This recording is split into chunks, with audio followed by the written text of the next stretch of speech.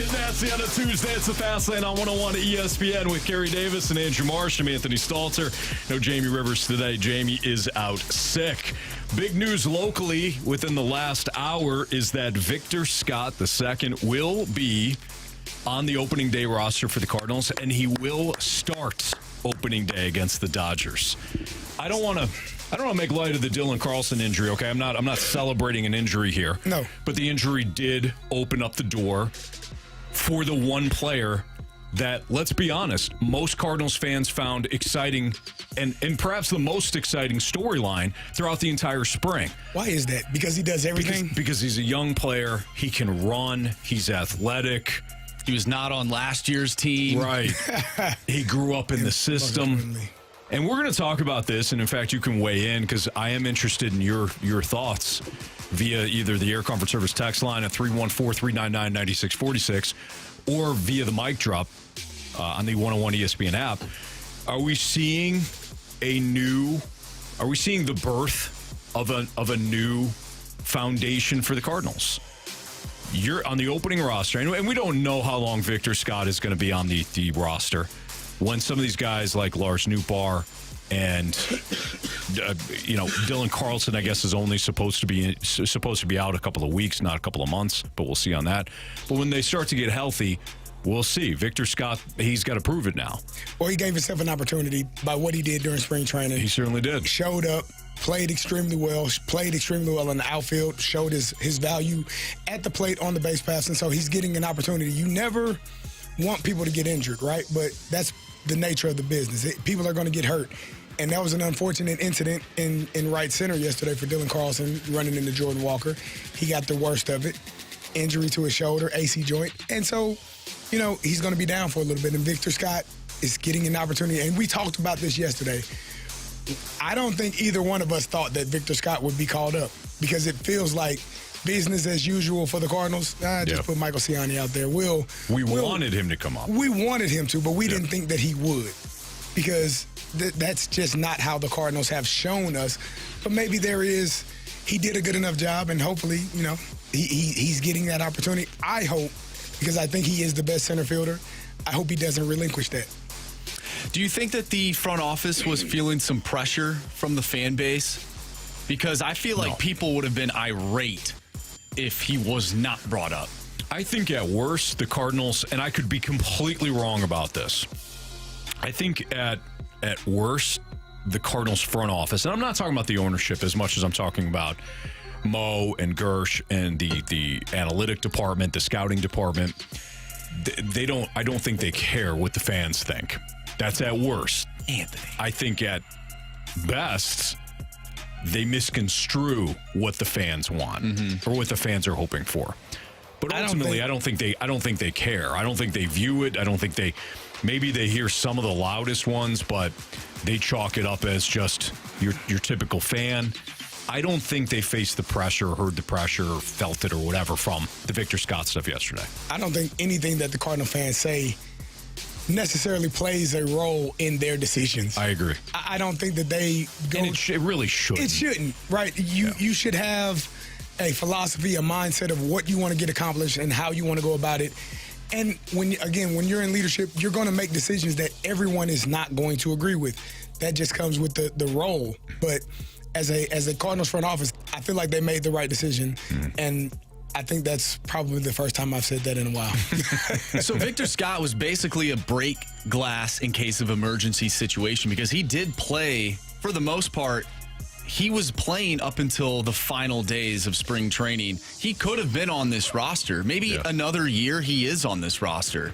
Maybe, a different season, he is the guy. He's the Jordan Walker of last season. Right. So I do feel like they feel comfortable with him being there. They wanted him to have some reps in AAA, but this is the break glass in case of emergency. And we are at an emergency right now due to the fact that they did not have a center fielder. Exactly. Other than Michael Cera, Right. He's an Ciani. actor. Yeah. There you go. That one. Going back to yesterday's show. No, Marsh, this is not. Here, in my opinion, this is what happened. They wanted to give Victor Scott an opportunity in spring training to earn a spot. If he had an Albert Pujols-like spring training, their decision becomes more difficult the closer we get to opening day. But what happened was Lars Nootbaar got hurt. Tommy Edmonds' timeline was pushed back in terms of when he was going to come back. And then Dylan Carlson collided with their defensive end in right field and wound up getting his shoulder, his wrist, everything banged up. AC joint. AC joint. Let me tell you something. Talk about injuries. That's not a good one. There's a needle about this long You talked about that this. they offer you when you have a sprained AC joint. Oh, my gosh. And no, I'm not exaggerating. I looked at that needle. I said, no, thank you.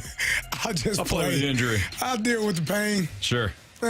Is that That's like gotta the be same worse. needle that when you give birth, they put that needle in your epidural? Yeah, is it like the same Might type be. of needle? Might be. It's about that long. I said, no. Oh, boy. I'm okay. I'm good with needles. I'm good with blood. I'm good at it doesn't bother me. When they put that needle in Krista, my wife's back, I had to turn away.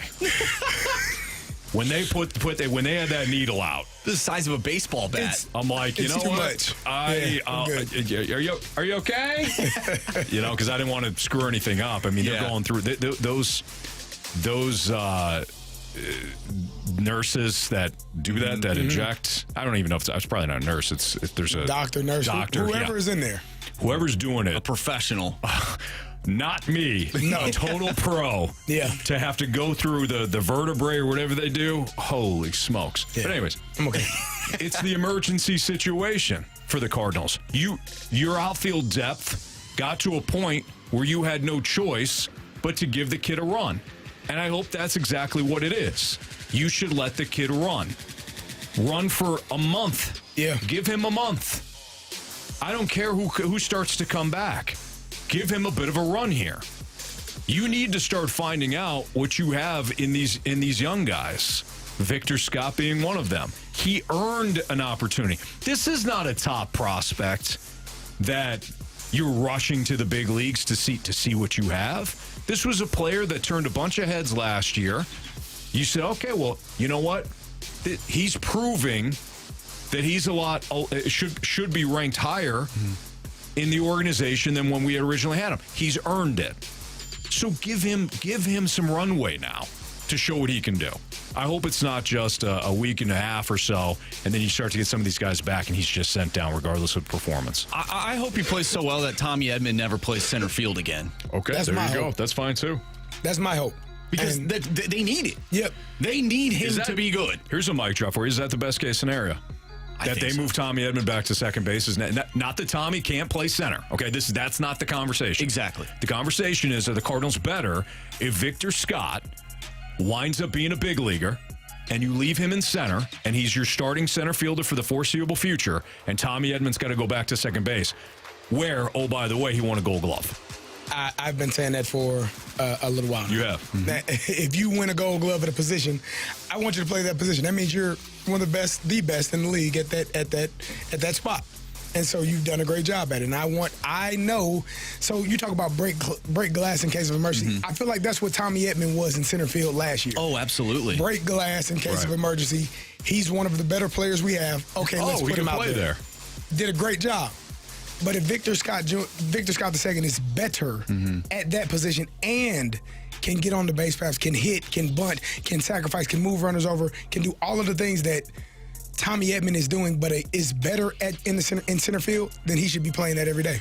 Also, I wonder if Victor Scott, if he does play well, I wonder if that makes one of the positional players expendable.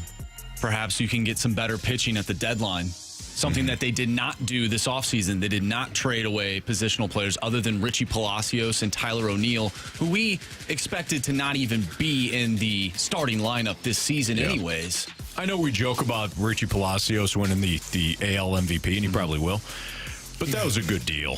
Oh, for sure. They needed to bolster their bullpen. They did with that move. Assuming Kittredge pitches well, I like that deal for them. But we want your involvement today. What do you feel about this Victor Scott? He's got to make the opening day roster. This announcement that he's going to start on Thursday when the Cardinals open up their season against the Dodgers. One of the things that we will discuss at some point today is whether or not the 2024 season is kind of the beginning of the next wave for Cardinal baseball. You look at Jordan Walker being on the opening day roster again, Mason Wynn now being on the opening day roster, Victor Scott, Nolan Gorman. These are young players. Is this kind of the ushering of a new era in Cardinals baseball? So leave us a mic drop. We'll be talking about this throughout the course of the day. We also got to get into the Blues. Unfortunately, last night, in an absolutely epic goaltending matchup, the Blues faltered at the end. So what does this mean now for their season? We'll talk about it next on 101 ESPN.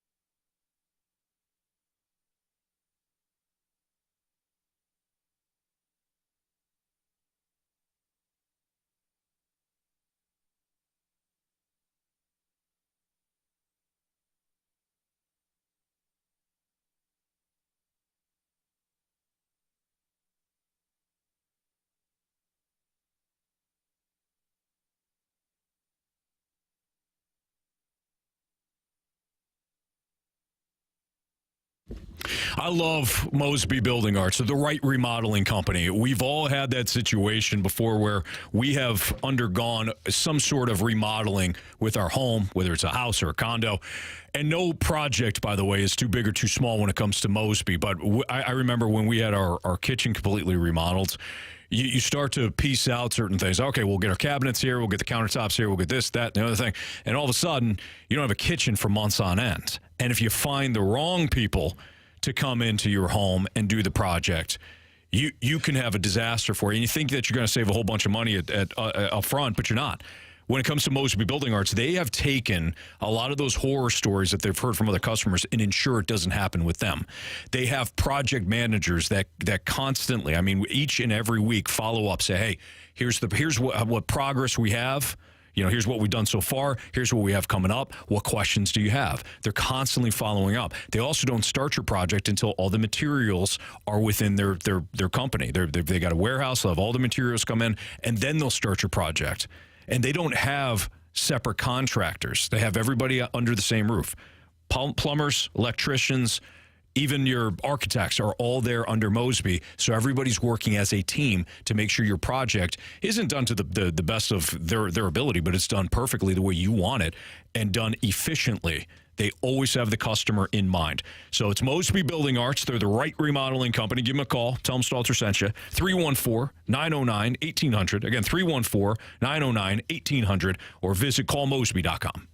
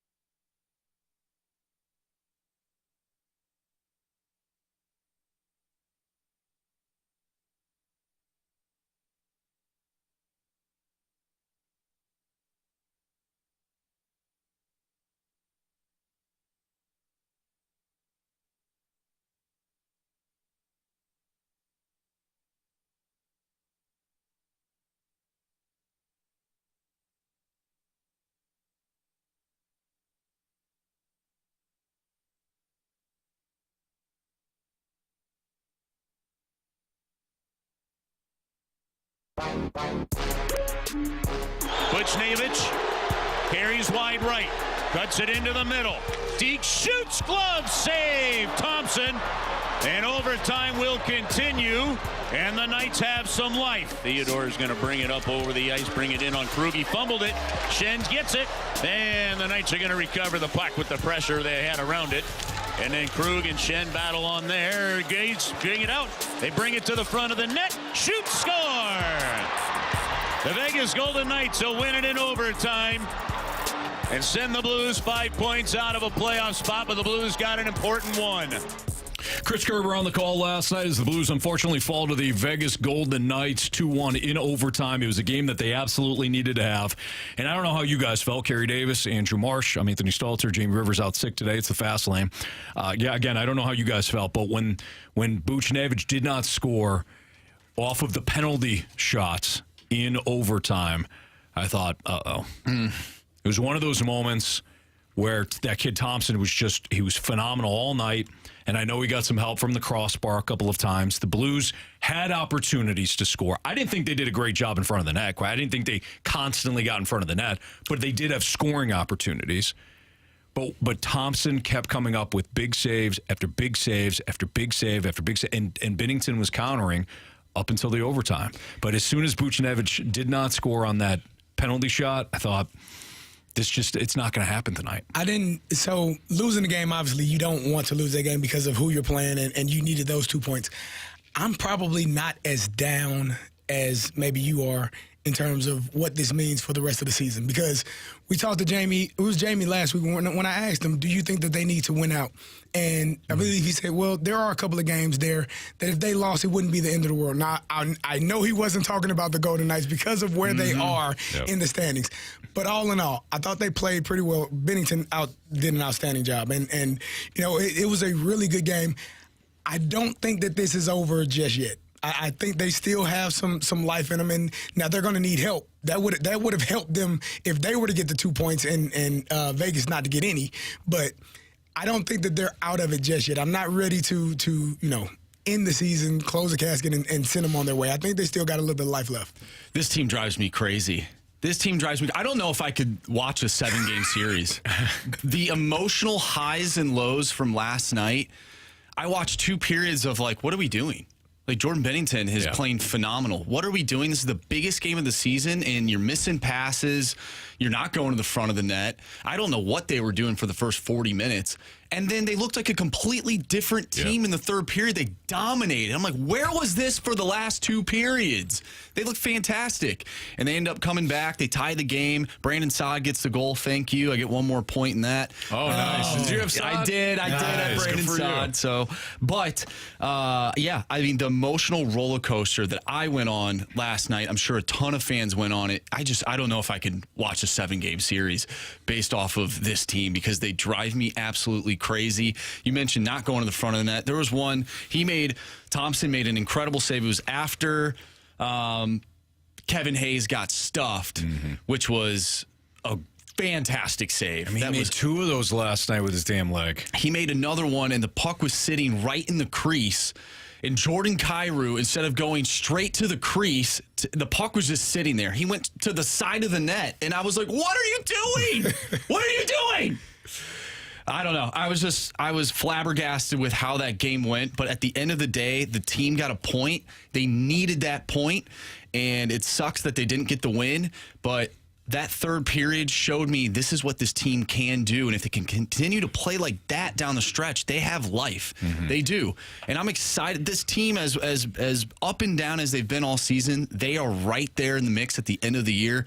And we can't really ask for more as Blues fans based off of what this roster is. And I think that's what it is. I mean, the Vegas Knights, based on their record, are a better team, right? So when you're playing a better team, sometimes that better team should win that game. That's why I'm not low on last night's loss. Obviously, you needed to win because you are fighting to make it into the playoffs. You're fighting to make it into that wild card.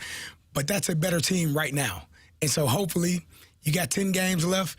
You're going to need help, but you need to win at least 9 of those games. Now, it sounds a bit where difficult. you're at. Like, it sounds like a tough task, but this team is frustrating, Marsha. It's hard to watch, but you know that it's there. And so that's what keeps you engaged. But that's also what makes it so damn frustrating. Yeah. Hasn't it been there all year, though? We've seen it in flashes. We've had this conversation before. I completely agree with you, Marsh. In the third period, they look like a different team. Stylistically, energy-wise, all of that. But you can't excuse, like, the previous two periods count. How you played in the previous two periods count. How you didn't show up for Jordan Binnington still counts. And that's two more. That's one more period than he played well, and he wound up losing a game. Without Jordan Binnington, that's a 5-1 game last night. And it's not even close. So Jordan Binnington again comes up big when you need him to, and you leave it at the doorstep again. We talked yesterday about the 11-7 that came into play last night. What did you guys think of that? Because one, Brandon Saad gets injured. He's out for like the first period, and then Oscar Sundqvist gets injured. Now you're down to 10 forwards. I wonder if that had anything to do with how they played. Although you could say the opposite, because you're down two forwards at this point compared to what you usually have, and yet your best period, which you would think the third period would be your worst because you lose the legs and the guys are tired. It ended up being your best period.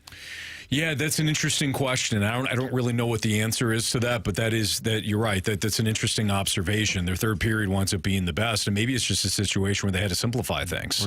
Or desperation. Yeah. Maybe. I mean, I need more desperation though. Like they are getting, they are getting to the point where you're not going to have enough games based on the numbers. If Vegas keeps winning, teams in front of you keep winning, you're not going to have enough games to be able to catch them. So you need help at this point. You got to win out. You probably have to win out. 8 to 9 of these last 10 games, you're going to have to win and hope that Vegas stubs their toe along the way and maybe loses 3 of those games, 4 of those games, and you're able to leapfrog them. It's not a spot you want to be in. No. You don't. You do not want to you don't want to have a playoff hope berth rest on what other teams do. I could totally see this team winning out and making the playoffs, and I could also see this team completely going on a losing skid. Yeah, unfortunately, I think that's a possibility after last night. The Flames are the next on the schedule. That game will be tomorrow night. No, 2 nights from now. Excuse me. So was it Thursday? Thursday night, the Blues will take on the Flames pregame right here on 101 ESPN at 6 o'clock. What's trending is next in the Fast Lane.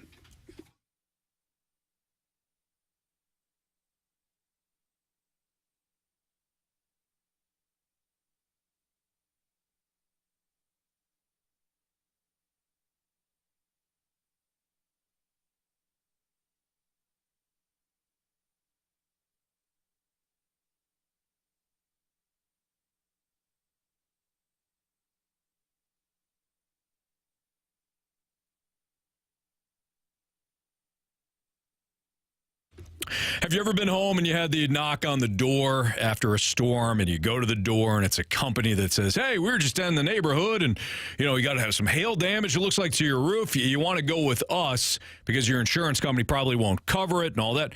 Don't deal with those companies. Call my friends at the Happy Roof Company. They're local. They don't chase storms. They don't go outside the market. They're right here in St. Louis, and they've been right here in St. Louis for a long time. In fact, they reside out in Sunset Hills. They're local. The Happy Roof Company knows what it takes when it comes to the weather damage. So if you have a leaky roof, an older roof, a damaged roof, if you need your roof completely replaced, the Happy Roof Company, they need to be your first call. In fact, if you do have a leaky roof, if you call today, the Happy Roof Company will have someone out to look at your issue within 24 hours. So give them a call at 314-665-3001. You can also visit them. thehappyroof.com is their website. You want to make sure you go with somebody local. They're the best. They do residential and commercial roofing, 10-year labor warranty on all shingle roofs, A+ rating with the BBB, excellent project communication, and cost-effective solutions on both flat roofing and metal roofs with free estimates and competitive pricing. Again, you're not going to beat the Happy Roof Company. So give them a call. Tell them Stalter sent you. 314-665-3001. It's the Happy Roof Company.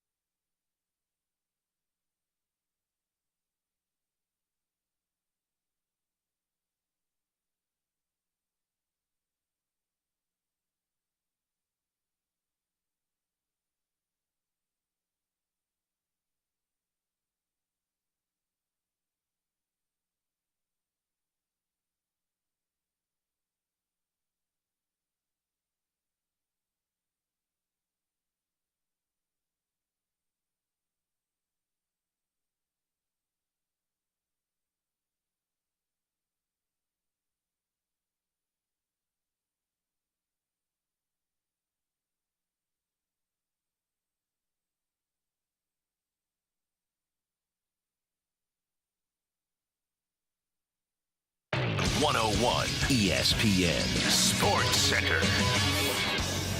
I'm Andrew Marsh. It's time for a Sports Center update driven by Johnny Londoff Chevrolet and Johnny Londoff Autoplex. We just got done talking about your St. Louis Blues. They fell to the Vegas Golden Knights last night in overtime. The final was 2-1. The Blues are now 5 points back of the Golden Knights for that final wild card spot. The Blues will have another opportunity, though, on Thursday as they take on the Calgary Flames. Pregame starts at 6. Puck drop is at 7, and you can catch all the action right here on 101 ESPN. Jamie Rivers is out sick today, but we will talk with him later in the show, as well as Joe Vitale, so stay tuned for that. Dylan Carlson suffered a sprained AC joint in his left shoulder. He will open the season on the injured list. Victor Scott has been added to the roster and will start in center field on opening day. We'll continue talking about that. We'll take your mic drops as well. Send all of your text in to the Air Comfort Service text line, 314-399-9646. We'll dive into that throughout the remainder of the show. But coming up next, we have What's Trending. I'm Andrew Marsh, and this Sports Center update is driven by Johnny Londoff. Finding roads and shop 24/7 at londoff.com and londoffAutoplex.com. Are you kidding me?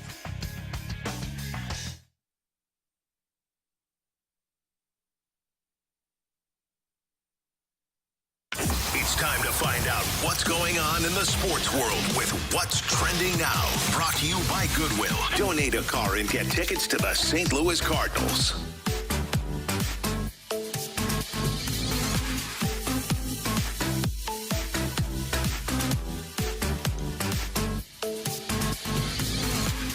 Welcome back to the Fast Lane here on 101 ESPN with Anthony Stalter and Carey Davis. I'm Andrew Marsh, and it's time for What's Trending.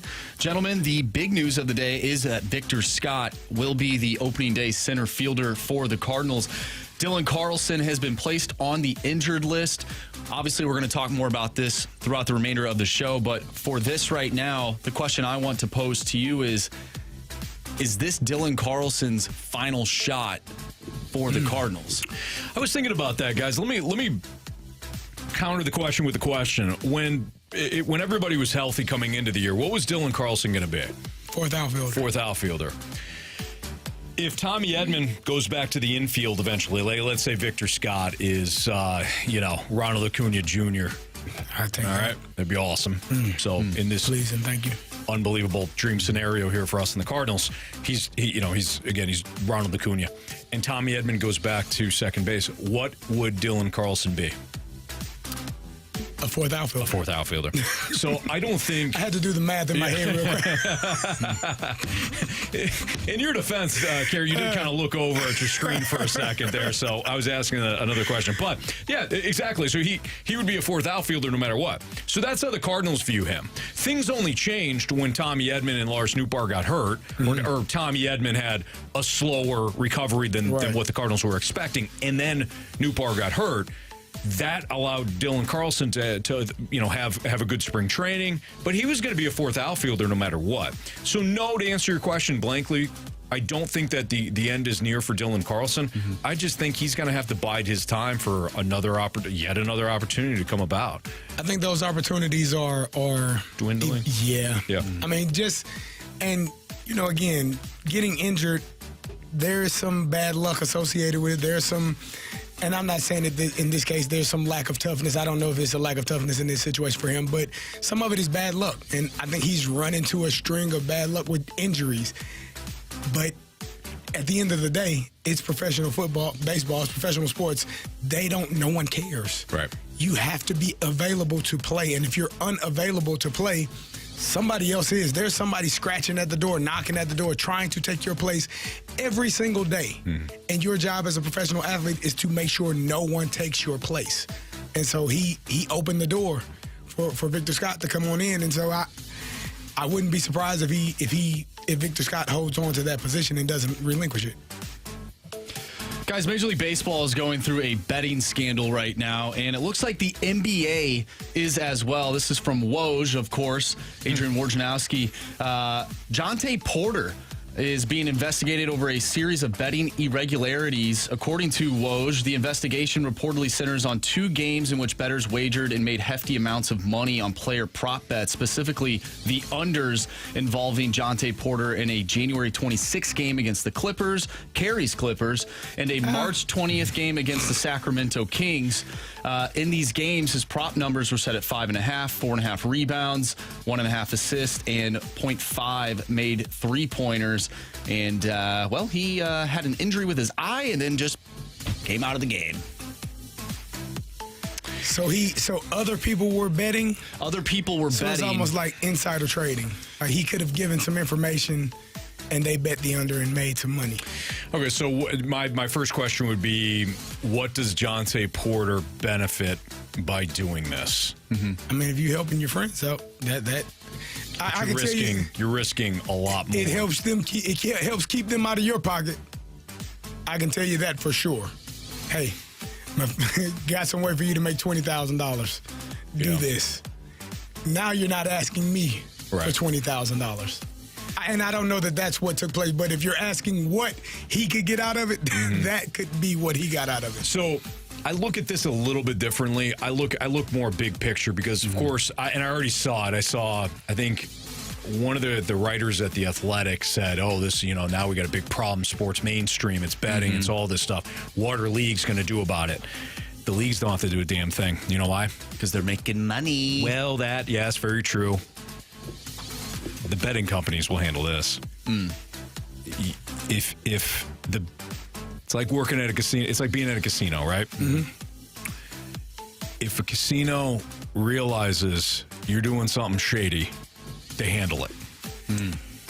If there are irregularities and somebody is making a ton of money off of them, they don't pay it. They will handle it. Yeah, well, they won't pay it in some cases. I know. I've worked with through various I've done Twitter spaces, which like live shows essentially on Twitter during half times of college football games, March Madness. I've talked to these guys outside of those venues. They have been kicked out of almost all of the mainstream, their FanDuels, all that, because of them being, really good and taking advantage of lines. Right. They will first be capped in terms of how much they can bet. Then their accounts will just be suspended. The companies will take care of it. Now I understand the look of this. It's not good. Now you got Shohei Ohtani and now Jontay Porter, and there's just going to be this widespread concern that this is why you can't allow this will be handled not by the leagues but by these companies, in my opinion. There's a reason why they make all that money. Right. There's a reason why Vegas, the old standard of Vegas, is there's a reason why the lights never go out and the buildings are tall. How can you prove something like this happened, though, That's if another he good is point. actually injured and it's just coincidence? Right. Now, apparently, before he was taken out of the game, he avoided grabbing a rebound in one of the games. That's what people are saying. Sure. But how can you really prove this? Unless you have text messages that indicate that Jontay Porter... You'd have to be an idiot to do that. Right. Yeah. And I don't know the guy. Yeah, I don't want to call him an idiot, but if he did it, he's an idiot. Sure. Yeah, you could just break your phone like Tom Brady did. Yeah, break it up. Yeah. I've been watching it. I'm due for a new phone anyways. I don't want you guys getting any of my emails. Yeah. Yeah. So, I agree. Ultimately. The deflator. You're not there I'm not yet. there yet. I just got to... I know Anthony's not. I got to I haven't got there yet. Aaron Hernandez's part. Did you see the Aaron Hernandez Netflix I didn't watch it. documentary? I may need It's to really watch good. it now. Because It's really good. this Dynasty did a whole episode on Hernandez. Aaron Hernandez? Yeah. And that ordeal. Did you watch the Aaron Hernandez Netflix? I love sports documentaries. That one was great. It was. That one was great. They dove into his personal life, dove into his family background, where things kind of went sideways. He was ready to go to UConn, like his brother, because his brother played at UConn. He was the quarterback. And his dad passed away. Then all of a sudden he goes down to Florida His instead brother of is still a staying coach, home. I believe. yeah, things kind of go sideways. With this one, though, without spoiling a ton, I think they get more into the on the field and in the locker room type stuff that he was doing. Yeah. That then you could then go back and watch the other documentary and be like, kind of put the pieces together. Oh, interesting. Yeah, so this isn't much about what he did at his home. Rather, like, I mean, they do touch on that. Don't get me wrong. Like, they almost have to. Yeah. But it's more so like, how did Bill Belichick treat Aaron Hernandez? Yeah. How was Aaron Hernandez Very around other teammates? You know, he made some teammates feel uncomfortable. Really? And they saw Yeah. signs of like, oh, this dude's kind of weird. Oh, and I then when gotta everything call my happened, boy they're like, now oh. because Brandon Lloyd was one of the guys that Yes. me and B. Really? Lloyd were. Yeah, Illinois. Yeah, great friends. I think same he was class. pretty tight with him Yeah, too. I'm gonna call. Hey, I need to know what the hell, because B. Lloyd was one of the ones they interviewed and said they told do not hang out with him at night at all. Yeah. Don't hang out with Aaron Hernandez ever. Wow. At night, go home. If he wants to hang out, no. Like the organization told the players this. Do not hang out with him. What the hell do you all know? Well, they probably. I mean, the Patriots would know. I'm sure they had them followed. I'm Well, sure if that's they. the case, then why didn't they do anything prior to? Because See they how many were touchdowns he was winning. catching? Come on, They were dude. You know winning. the answer to that. Spygate, Deflategate. This is professional sports. Are you kidding Aaron me? Hernandez. Titles on the line. You're right. They Whatever are. they could do to win. I say He that was a tongue part in of that. cheek, but only sort of. The episode is called All That It Takes. Or Yeah, okay, there you go. Just win, baby. Just That's win. a different Yeah. franchise. You don't think Urban Meyer in Florida knew what was going on too? Oh, yeah. Now, if you watch that documentary, Oh, that's they- all fluff. I'm not watching that one. That one's all heard it's terrible. fluff. They gloss over all. Some of the kids got into trouble. Picture of Aaron Hernandez. Yeah, right. Yeah, just a real Yeah. quick picture, and then it's back to Tim Tebow. But we had him. Yeah. How about that? Yep. Speaking of the NFL owners approve massive revamp to the kickoff. And I think some fans have probably already seen this as well. Yeah, XFL. The XFL rule changes. So some people are asking, should the NFL even mess with its own products? Should they be making so many changes to it? I say absolutely 100% yes. And I'll tell you why next on 101 ESPN.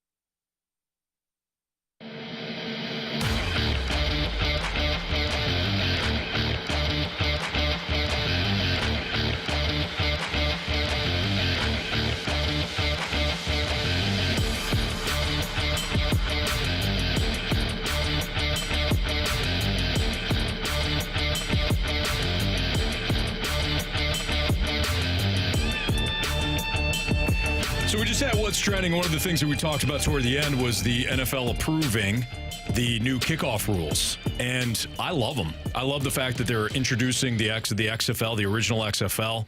Was it the original XFL or this last version of the XFL? Either way. Yeah. They borrowed the first XFL, they did something at the 50-yard line. That was the punt. Yeah. That was like the Oklahoma drill. Yeah, he hates me. They were, yeah.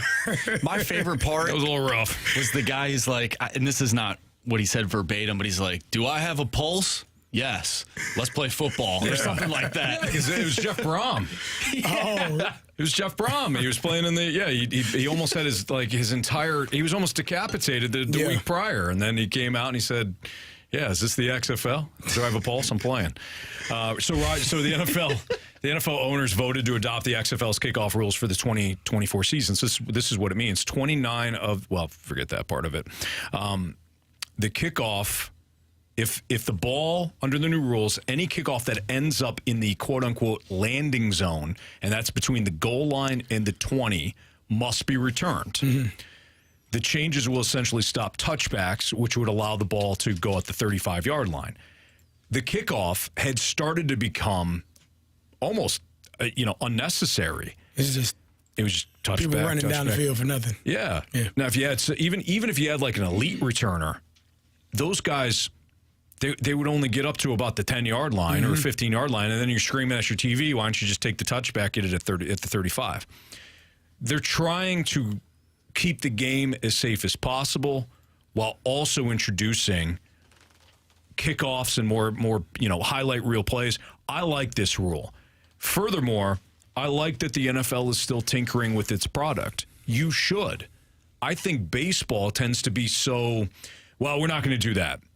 And then it's like decades later, it's like, you know what, that was a pretty good idea. We should have done that. The NFL is constantly looking at ways to reinvent itself, to keep the action on the field, to make sure that people aren't getting up for any reason on a Sunday at all, whether it's a PAT now, which got pushed back years ago, or the kickoff.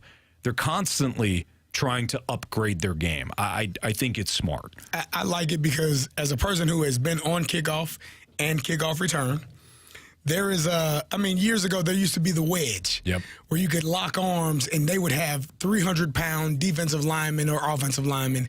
And there was one person's job. His job title was the wedge buster. Mm-hmm. Me, someone my size, running into 300-pound linemen. And they removed that, so now they can't lock up, right? So they fixed that. And so this is all about, again, there are some aspects of the game where you cannot make it safer, but I think that the XFL did a great job with this kickoff, with this idea for the kickoff. It does allow for returns, and it does allow for less impact, which when you're running 40, 50 yards full speed and you hit someone or someone hits you, you're probably going to get put to sleep. And that's the old NFL. Now, don't get me wrong. I enjoyed it. I enjoyed. There's nothing better than hitting somebody and watching their body do something that they're unable to control. If they're a Raven in a playoff game? It happens, especially if they're a Raven and it's a playoff game. Right. But I do understand the importance of making sure that players are safe and still getting the play, because for the last, 2 or 3 years, you had really no returns. You're taking away jobs from players who don't start on offense, who don't start on defense, who are only special teamers, but you're not even having a special teams play. So I do agree that this is back in, that they have this and that they're going to do it this way. I also like that you reintroduced an element of team building. GMs have to figure out, okay, who can return kicks now. Right. So it's a team building aspect too. The NFL overall, though, again, if you go back to, and by the way, the NFL owners also approved a new trade deadline for the 2024 season. Teams will now be able to make trades until Tuesday following week 9. It was the Tuesday following week 8. Mm-hmm. So this is another week where teams can figure out whether or not they're a contender or they need to start preparing for the future. I think this is another good idea. It makes sense whether you're the NFL, another sports league, or a company. What can we do to improve our product? And again, I think Major League Baseball often misses the boat on this. Mm-hmm. They make sweeping changes, and then nobody wants to hear it. Or they don't make any changes at all because it's like, screw you if you don't like our product. No. Figure out what works, figure out what doesn't, and don't be afraid to nix something if it's not working. For example, the NFL, or maybe you could review the holding calls or the pass interference calls. Yeah. They got rid of that after one year because, like, the referees already got enough to do. This didn't work. Nix it. You could do that if you're Major League Baseball. Is the pitch clock working, or is it a detriment to your pitchers? Is it helping keep the flow of the game and the action going and the fans are liking it? Or do you need to nix it? Same thing with, like, the ghost runner at second base in extra innings. Is it working? Do people like it? Or is it taking away from our products? You can nix something. Hey, we tried it. Not a great idea. And move on. You have to worry about losing the press conference on that. People have great ideas all the time. People have dumb ideas all the time. Some work, some don't. You can move forward. I would love the NFL to implement, and we actually got a text about this too, and I completely agree, implement the review system that the XFL has put in. Yeah, that's good too. For the fans too, Yep. because sometimes we're watching and we're not really understanding what their thought process is behind a call. But if we hear that, and that could go with any sport, to be honest. Sure. I think if you give fans more access to the behind the scenes, especially what goes into a call, you're not going to get as much backlash on Right. social media or in the press than what they do now. The key there is it Dean Blandino who does it for the XFL. Yes. So the key there is that there's only one game going on, so he's there. That's true. And he does a great job. He does a tremendous job saying this is what they're looking at. This is the process going back and forth. You can't obviously have one guy doing every NFL game. However, if you're committed to it, you can have one guy per stadium and one guy per broadcast and do it that way if you want to implement it. The one thing that does get hairy with that is what if one guy's interpretation of a rule is That's the completely problem. different than a dude at a different stadium? That's the problem. That's why when I look at the NHL, they're you have like, to be oh, open to it. we're going to call Toronto or Right. Major League Baseball. We got to call New York. Yep. Like there's a group of people in there, and it's no different. We can be at a restaurant watching a ton of different games, and I could tell you, hey, that's not the right call. I'm sure a bunch of guys that are being paid sitting around in a war room can do the same thing. Sure. You know? Yeah. And put a camera in there. You'd almost have to be okay with it. You almost have to say, hey, each guy's different.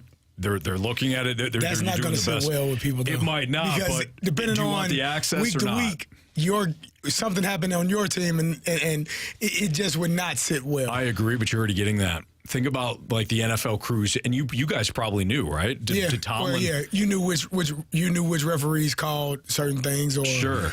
this crew is going to call holding, watch your hands. You have to go over that. Wear the same color gloves as the jersey as they're This playing. guy can't see. He's been in the league 8 years. This referee right here is not going to pick up that this lineman is an eligible receiver. Right. Yeah. Sorry, Lions. Ah. All right, it's the Fastlane on 101 at ESPN. Do we have Jamie next? Do we have Yes, relocated Jamie said All he's right. down to talk. So we'll talk to Jamie about what happened last night and what it means now for the Blues. Carey says, hey, there's still plenty of hope for the Blues.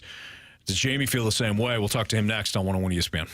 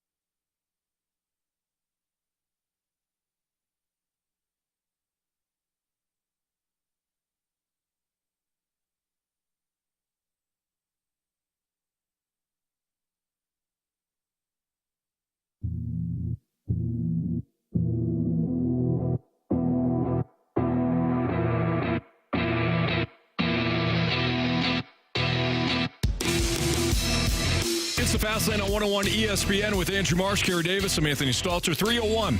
Your time check is brought to you by Clarkson Jewelers, an officially licensed Rolex jeweler. No Jamie Rivers today because Jamie is out sick. However, we got to talk to our guy about the Blues, and Jamie was kind enough to join us today to talk about the loss 2-1 in overtime. First of all, Jamie, who joins us via the 101 ESPN Celebrity Line. How you feeling, man? Oh, not too bad. A little better. The voice is still working to come back, but it should be back soon. You sound stronger. You do. So thank you very much, Anthony. Keep fighting. Keep fighting the good fight. Thanks, Carey. Why don't we start big picture first before we break down some of the game here, Jamie? So they lose in overtime, not in regulation. So there is that, one slice of positivity there. When it comes to the overall chances still of the Blues making the playoffs, how do you feel today? Well, obviously not as good as if I would have witnessed a win last night. Sure. Because, in regulation, that being because it would have been obviously 2 points now between you and the Vegas Golden Knights. But when you look at the strength of schedule, and I know that people hate to hear that, and, the Blues, because the first thing they say is, well, the Blues have lost to bad teams. Well, they have. They have, but what if they don't? What if they don't lose to bad teams heading down the stretch? If they don't, Vegas has a gauntlet of teams they play. They've got Nashville, they've got Minnesota, they've got Edmonton, they've got Winnipeg. They've got every team they play is a playoff type team. And so if the Blues are able to put together 2 or 3 wins, let's say Vegas loses 2 out of 3, I mean, you're right back in it again. You're 2 points behind them, right on their heels. So common sense tells me that, well, it's probably not going to happen this year.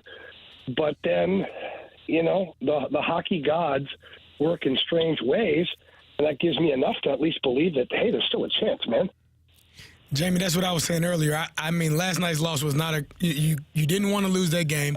But when we talked last week, we talked about there was probably going to be a couple of games that they could lose and still have a chance to make it into the playoffs. And I think that still holds true for them right now. Binnington played outstanding. This team is frustrating at times, but you know that it is there. And I think they still have an opportunity to make it in this playoffs. Well, if nothing else, last night showed me that this team is capable of playing playoff hockey. Like, that was a 1-goal game for the entirety of the game until the very end. And look at the way the game was. Tight checking, physical, big hits, fights. I mean, checking lanes that are shut down, big bodies, great goaltending, both sides of the equation. Like, that was a playoff game. And if that's the case, and that's the defending Stanley Cup champs. I know they're missing some players, which certainly affects their roster overall. But apart from the 4 guys who are missing, the rest of that team is part of a Stanley Cup champion. And your team battled with them right into overtime. You lost in overtime. It sucks. But if nothing else, I think it proved to the guys in that locker room that they can hang if they play the game the right way. Jamie Rivers joins us right now talking about the Blues loss to the Golden Knights last night. Jamie out sick, but kind enough to join us for a couple of minutes here talking about the Blues. So, Jamie, Marsh brought up a great point earlier. So we saw a couple of injuries late, and you would think that the Blues' third period would have been their worst, yet it was clearly their best overall. Why do you think that was, despite being down a couple forwards? Well, I think that you could see that the desperation was there from the Blues in the third period. You could see that they knew that, it's now or never. There's no rolling over. There's no we'll get them next time. If you lose in regulation at that point, you're 6 points out, and it's a bad look. And I just think the team dug down. It wasn't ideal to only have 10 forwards out there, and Scott Perunovich barely played. I think he played 1 or 2 shifts in the third period. It's not ideal when you have to do that, but you know what? For short-term game, sometimes it's fine. Sometimes the guys who are playing more like that, they get into a rhythm. And it's weird because fatigue really doesn't come into it. you're so dialed into the game, and this is like short periods of time. I'm not talking about 3-4 games in a row, playing the hell out of your players, because that will bite you in the ass. But when you have a one period to play and you're relying upon a certain group of guys to get the job done, a lot of times it brings out the best in those players. Jamie, were you surprised that Drew Bannister did not pull Jordan Bennington at the end of the game to try and win in regulation? No, that would be ridiculous. I've seen that all day today, and I know our good buddy BK likes to throw out these things, but no, it's ridiculous. Vegas is too good. They're just too good. They shut down the passing lane. They shut their big bodies. You'd be handing them an open net. And I don't agree with it. If you win the game in overtime, now you trail them by 3. They're still within striking distance. So at no point would I have ever considered pulling Jordan Bennington in regulation to try and get the 2 points when you have a lot of time left. No, it's not the game, not the team to do it against. Jamie, you talked about the Blues schedule here down the stretch. They have some winnable games, and so and you talked about the Golden Knights having a struggle as they head down the stretch. Is it possible that they are going to make it in? What are you thinking in terms of finishing these last 10 games? Do they need to win 8? Do they need to win 9? Do they need to win all 10 of them? Well, I think the mindset should be, look, the players are going to tell you that they're operating one game at a time. One game at a time. And that really is the only thing you can focus on. But if I'm in that locker room, we can't lose. You can't lose. You got to put the pressure on the Vegas Golden Knights. And the only way to do that is by continuing to win. You can't lose a game and then continue to hope that Vegas keeps losing. It doesn't work that way. I think the only way this works for the Blues is if they continue to play hard, they continue to win, and they put the pressure on Vegas so that Vegas can't stub their toe at all. And if that's the case, then it gives them a good chance to sneak in. Jamie, moving forward here, how do you think that Drew Bannister plays things? I mean, like we talked about yesterday, him juggling his roster. We've had the goaltender discussion. Now that he knows the Blues need help to get in, how do you see him handling his roster or his lines? I don't really see much of a change, to be honest. I mean, Oscar Sundqvist is to be determined to see what his injury is. If he's out for an extended period of time, then you go to the well. You've got Zach Dean right now. That's a centerman that can play fourth line. You've got Sammy Blais that can play. You've got Zach Bolduc. You have a roster of guys that have gotten right to this point.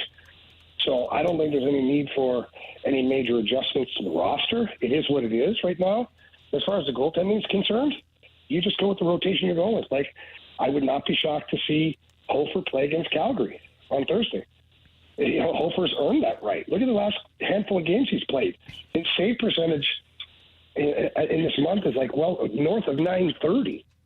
So I wouldn't tweak anything. I'd say the same old adage of what they had in 2019 is this is our team, this is what we're rolling with, let's just go do the job. Marshy was a little bit frustrated earlier talking about the first 2 periods, how the play didn't feel as good as it did the third period in overtime. What were your thoughts about the Blues yesterday and their effort? Yeah, well, I don't think the effort was lacking.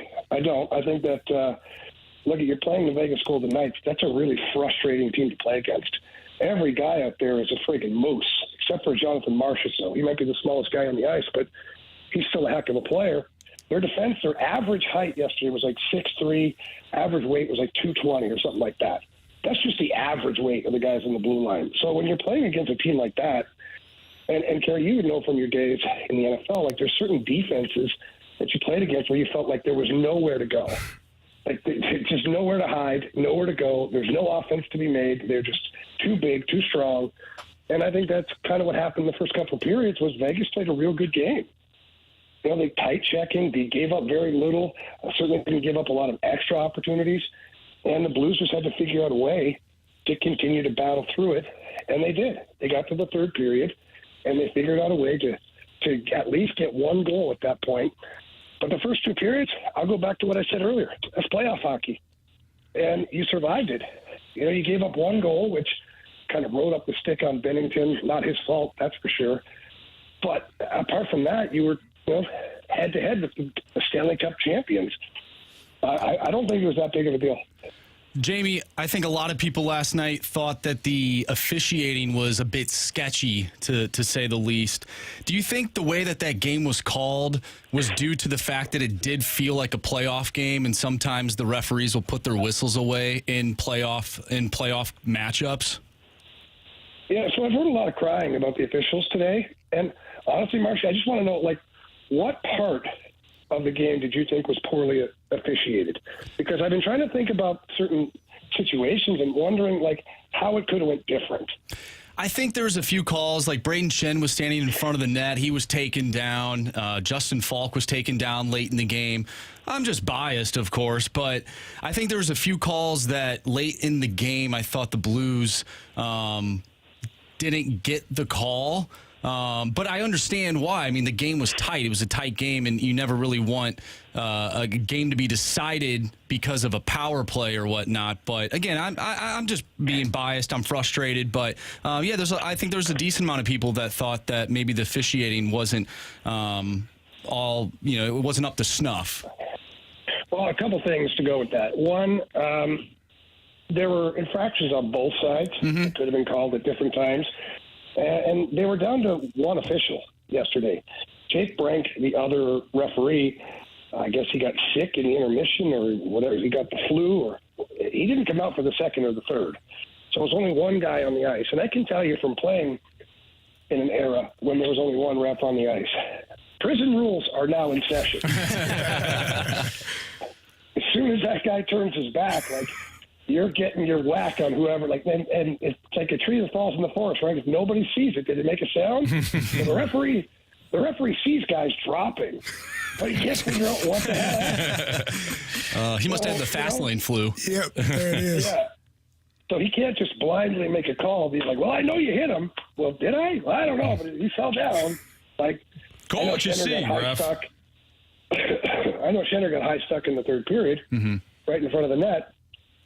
That should have been called, but again, the referee he's watching every single guy on the ice now. He doesn't have the luxury of just isolating it to one or two players while his partner is helping out at the same time. So I'm not making excuses for the referees, but at the same time, that was a playoff game. Mm-hmm. Who cares? Who cares? When the playoffs come, they put the whistles away, and you find a way to win no matter what. And I think that the Blues, they did. They had the chance, man. They had a friggin' penalty shot in overtime to win this damn thing. So I don't think anybody can really complain. Jamie, get some rest. Hopefully we'll see you tomorrow, man. You got it, man. Thanks a lot, guys. Appreciate we'll see you. There you go. Jamie Rivers here in the Fast Lane on 101 ESPN. Blues fall to the Golden Knights. 2-1 in overtime last night. They're going to need some help to get in the postseason now with, 11 games, I think, left to play here for the Blues. 10 now 10. For the Blues. Blues, Flames on Thursday night. We'll have the pregame for you right here on 101 ESPN starting at 6 o'clock. To the Cardinals once again misevaluate their pitching talent. Marsh was diving into some spring training numbers for other teams. And he goes, he used to be a Cardinal. He's been great. He used to be a Cardinal. He's been great. Did they misevaluate their pitching talent? That's next on 101 ESPN.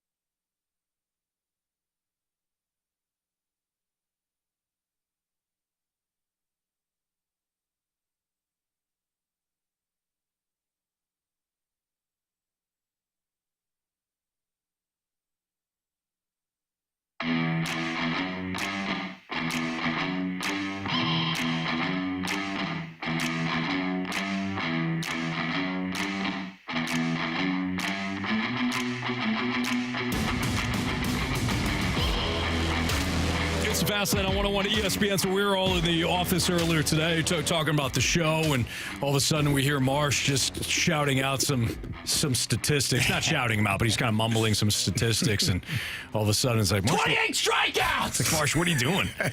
Well, he's going over some of the pitching statistics in spring training for former Cardinals pitchers. Oh. And Marsh, at least two of them, you wanted to highlight because you wanted to talk about how the Cardinals continue to misevaluate their pitching. It's just a question. I'm sure that these pitchers things will even out. But, Carey, I'm going to read off some stats to you. Alrighty. This certain pitcher, 1 win in spring training in 5 starts, 2.65 ERA, and 17 innings pitched, has 28 strikeouts and a whip of 1.06. That's pretty good. Some would say so. Here's the next pitcher.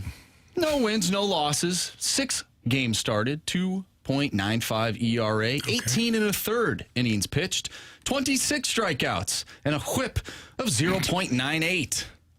Would you like to know who these pitchers are, I Carey? would love to know who these pitchers are. Well, that first pitcher is Jordan Hicks, who was in the bullpen for a majority of his career. Wanted to be a starter, fellas, and now he is with the San Francisco Giants, having a good spring. Oh, man. The other pitcher, a lot of people don't like this guy, Jack Flaherty. Now, I'm not saying that these guys are going to have incredible 2024 campaigns. You just did. But you're asking if the Cardinals have once again misevaluated their.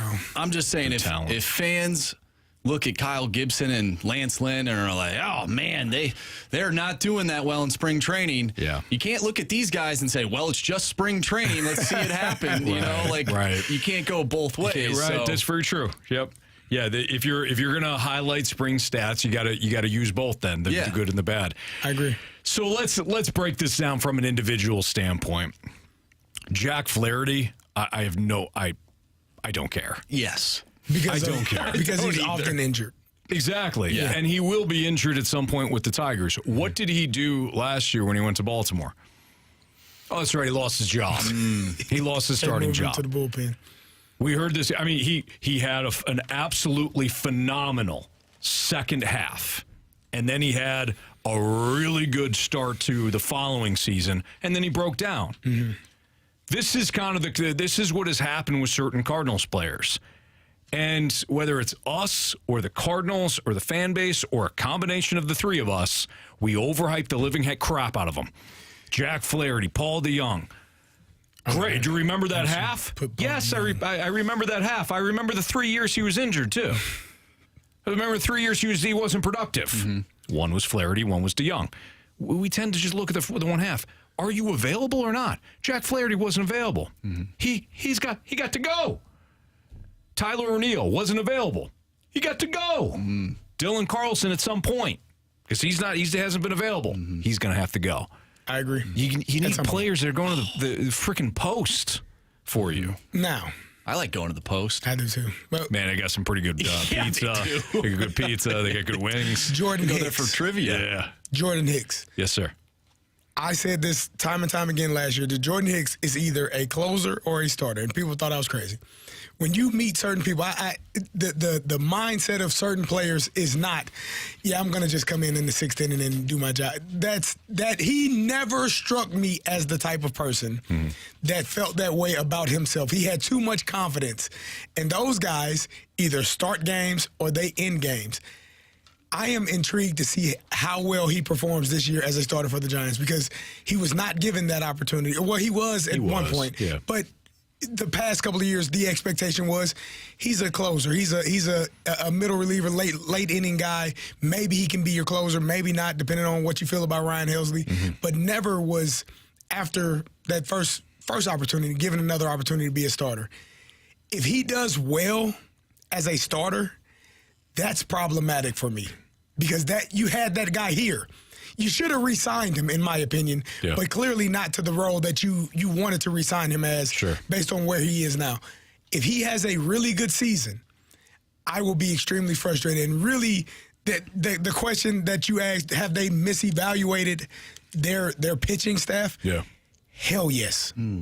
If he if he goes out and performs, and this is just added on to the players that you've already, the Zach Gallens, the Sandy Alcantara's, that just adds to the list of players. What do you need on this team, Anthony? Top end Marsh, starting. What do you need? You need starting pitching, but you need And top you end need some guys pitching. that are younger would be nice as well. What is Jordan Hicks, 27? Yeah. Somewhere around there. Somewhere around there. If he goes out and performs well, the Cardinals should be extremely disappointed and should be extremely frustrated with what they let walk. Now, I posed the question, and we've talked about this multiple times. That does not mean that I believe this to be the answer. It's just a discussion. It's like asking Jamie Rivers, hey, should Jordan Bennington been pulled last night? You didn't believe that, but you asked the question because you know it's being talked about, and Jamie bit your head off. It's okay.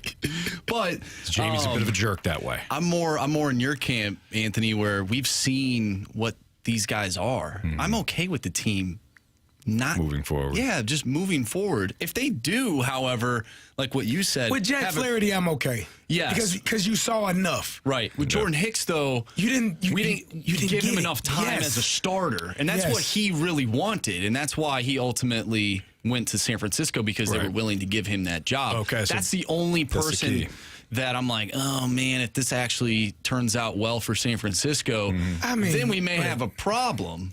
But I just don't believe it to happen. Would you like to run off the numbers for? You want me to run them off for Kyle Gibson? His spring. No, how about I read these off? 4 innings pitched, 4 hits, 1 earned run, 8 strikeouts, only 1 home run given up today. That's today. Yeah, that's today. Oh, 8 right. strikeouts. Yes. 8 strikeouts. Well, sign me up for that. Did you say 8 or A? No, 8. Oh, okay. 8. I didn't know if you were saying like strikeouts. No, you said 8 strikeouts. Yes. Okay, good. That's good. You can read off the full spring. I mean, it's just one game. But Okay, well, it's just not. You don't want me to don't worry about it. Nah, Okay. I think people get People get the idea. let me go back to Jordan Hicks for a second here. I think when it comes to Jordan Hicks and the Cardinals, and people aren't going to want to hear this because all they want to know is whether or not the Cardinals gave up on a player too soon. But it becomes confirmation bias. So confirmation bias is like you have an idea, and then you look for reasons to support your idea. So you have a thought on a player, a thought on a team, a thought on a movie, a thought on politics, and then all you do is look for little reasons to support your thought. And your mind starts to play tricks on you. So if the Cardinals did give up too soon on Jordan Hicks, it will be a clear sign to me of confirmation bias. They viewed him as a reliever / closer, which would be a reliever. They saw him as reliever. So when they gave him his opportunity, hey, I want to start. Okay, here's your opportunity. And I don't know how many starts it wound up being, but they probably kept looking at certain things as confirmation bias that they were right that he was only a reliever. The Giants did not have that confirmation bias because obviously he wasn't in the organization. They just need starting pitching. And they said, hey, this guy wants to be a starter. We see some things. Let's give him a shot. They now view Jordan Hicks with clear eyes. They can look at him and say, all right, hey, we want you to be a starter. Prove it to us. And so far he has. It's only spring training, but we'll see what else happens here. 8 games he started in 2022. 8 games. And I remember him not pitching well. I remember him being, bounced early in games. I remember him not having a solid third pitch. It's not like the Cardinals just said, to hell with this. Let's bail. There were reasons to bail at the time. But maybe that goes more into that conversation of developing these pitchers.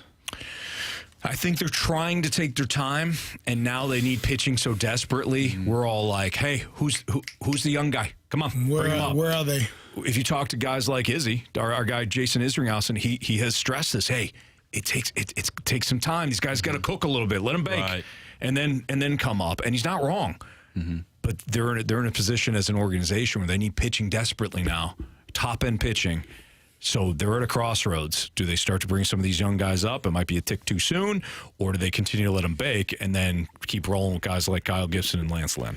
Well, I said that bringing them up, giving them an opportunity, even if it's in the bullpen to start off, learning the ropes, learning how to be a professional, learning how to go about your day-to-day, I feel like is a a good move. But, if they want to keep him down in the minors and keep letting them waste away, they'll do that. Or develop. Okay. Depending on how, you don't have to say waste away. At It some could be point. develop.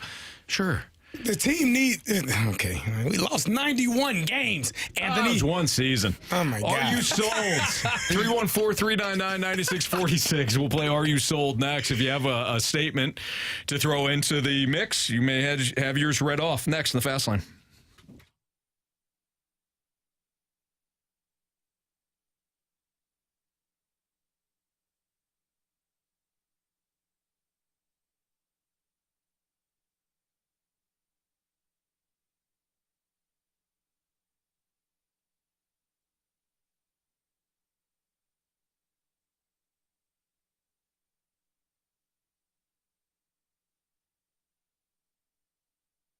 Say goodbye to busted brackets because FanDuel lets you bet on every game of the tourney. Whether you're betting on the big upset or a number one seed, it's time to go dancing on America's number one sportsbook because right now, new customers get $200 in bonus bets if your first $5 bet wins. And Anthony, that number one seed that you like seems to be the UConn Huskies. Yeah. Whoa. What do you mean? The Illini are in that bracket. What are we doing?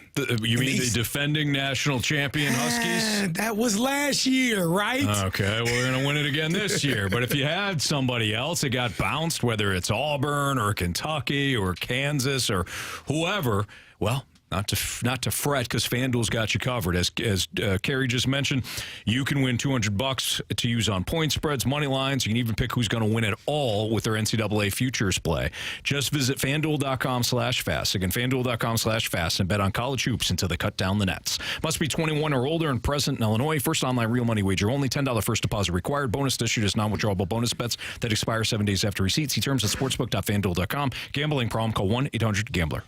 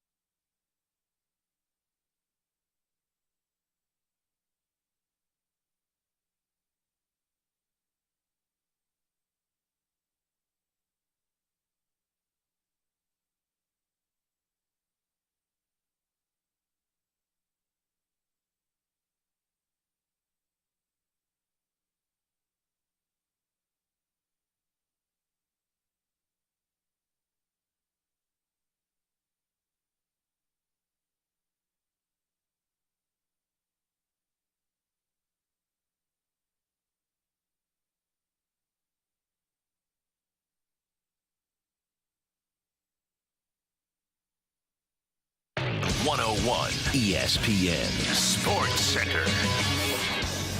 I'm Andrew Marsh. It's time for a Sports Center update brought to you by Saliga Heating and Cooling.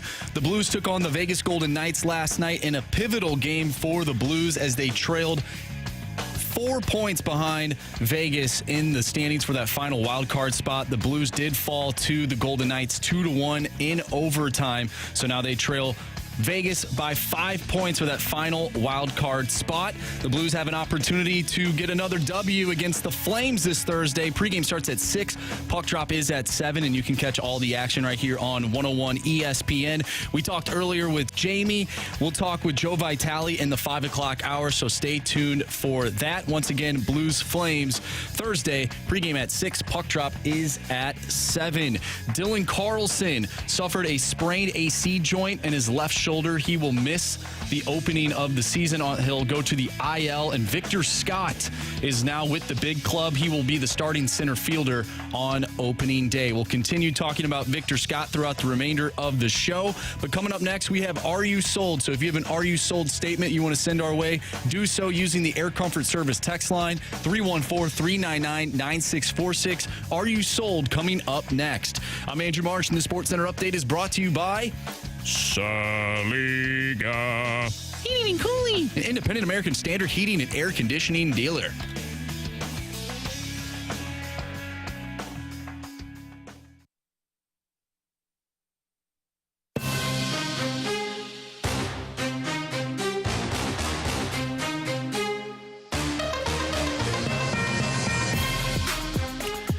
Time to play Are You Sold? This is where you send us a comment, and we'll answer whether or not we're sold on the idea. Carey Davis, Anthony Stalter, is Andrew Marsh. All right, let's go to the 972. Are you sold on Jordan Kyrou ever reaching his full potential here in St. Louis?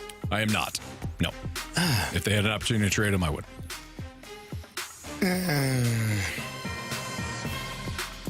Okay. Let me ask you another question. Are you sold on him ever reaching his full potential anywhere? No. Okay. Well, then there's the answer to that. I'm with you. I guess. I mean, you know what? No. I want players that are going to be complete. I will say, for the most part, unless you're, one of the elite guys. He's not an elite guy. For me, it's hard because I feel like when you get to that, normally your third year as a professional athlete is when, first year you don't know what the hell's going on. Like you start to figure it out towards the end of the season. The second year, your sophomore year, you have some success. You start to feel confident, but then people know what you do well and what you don't do well.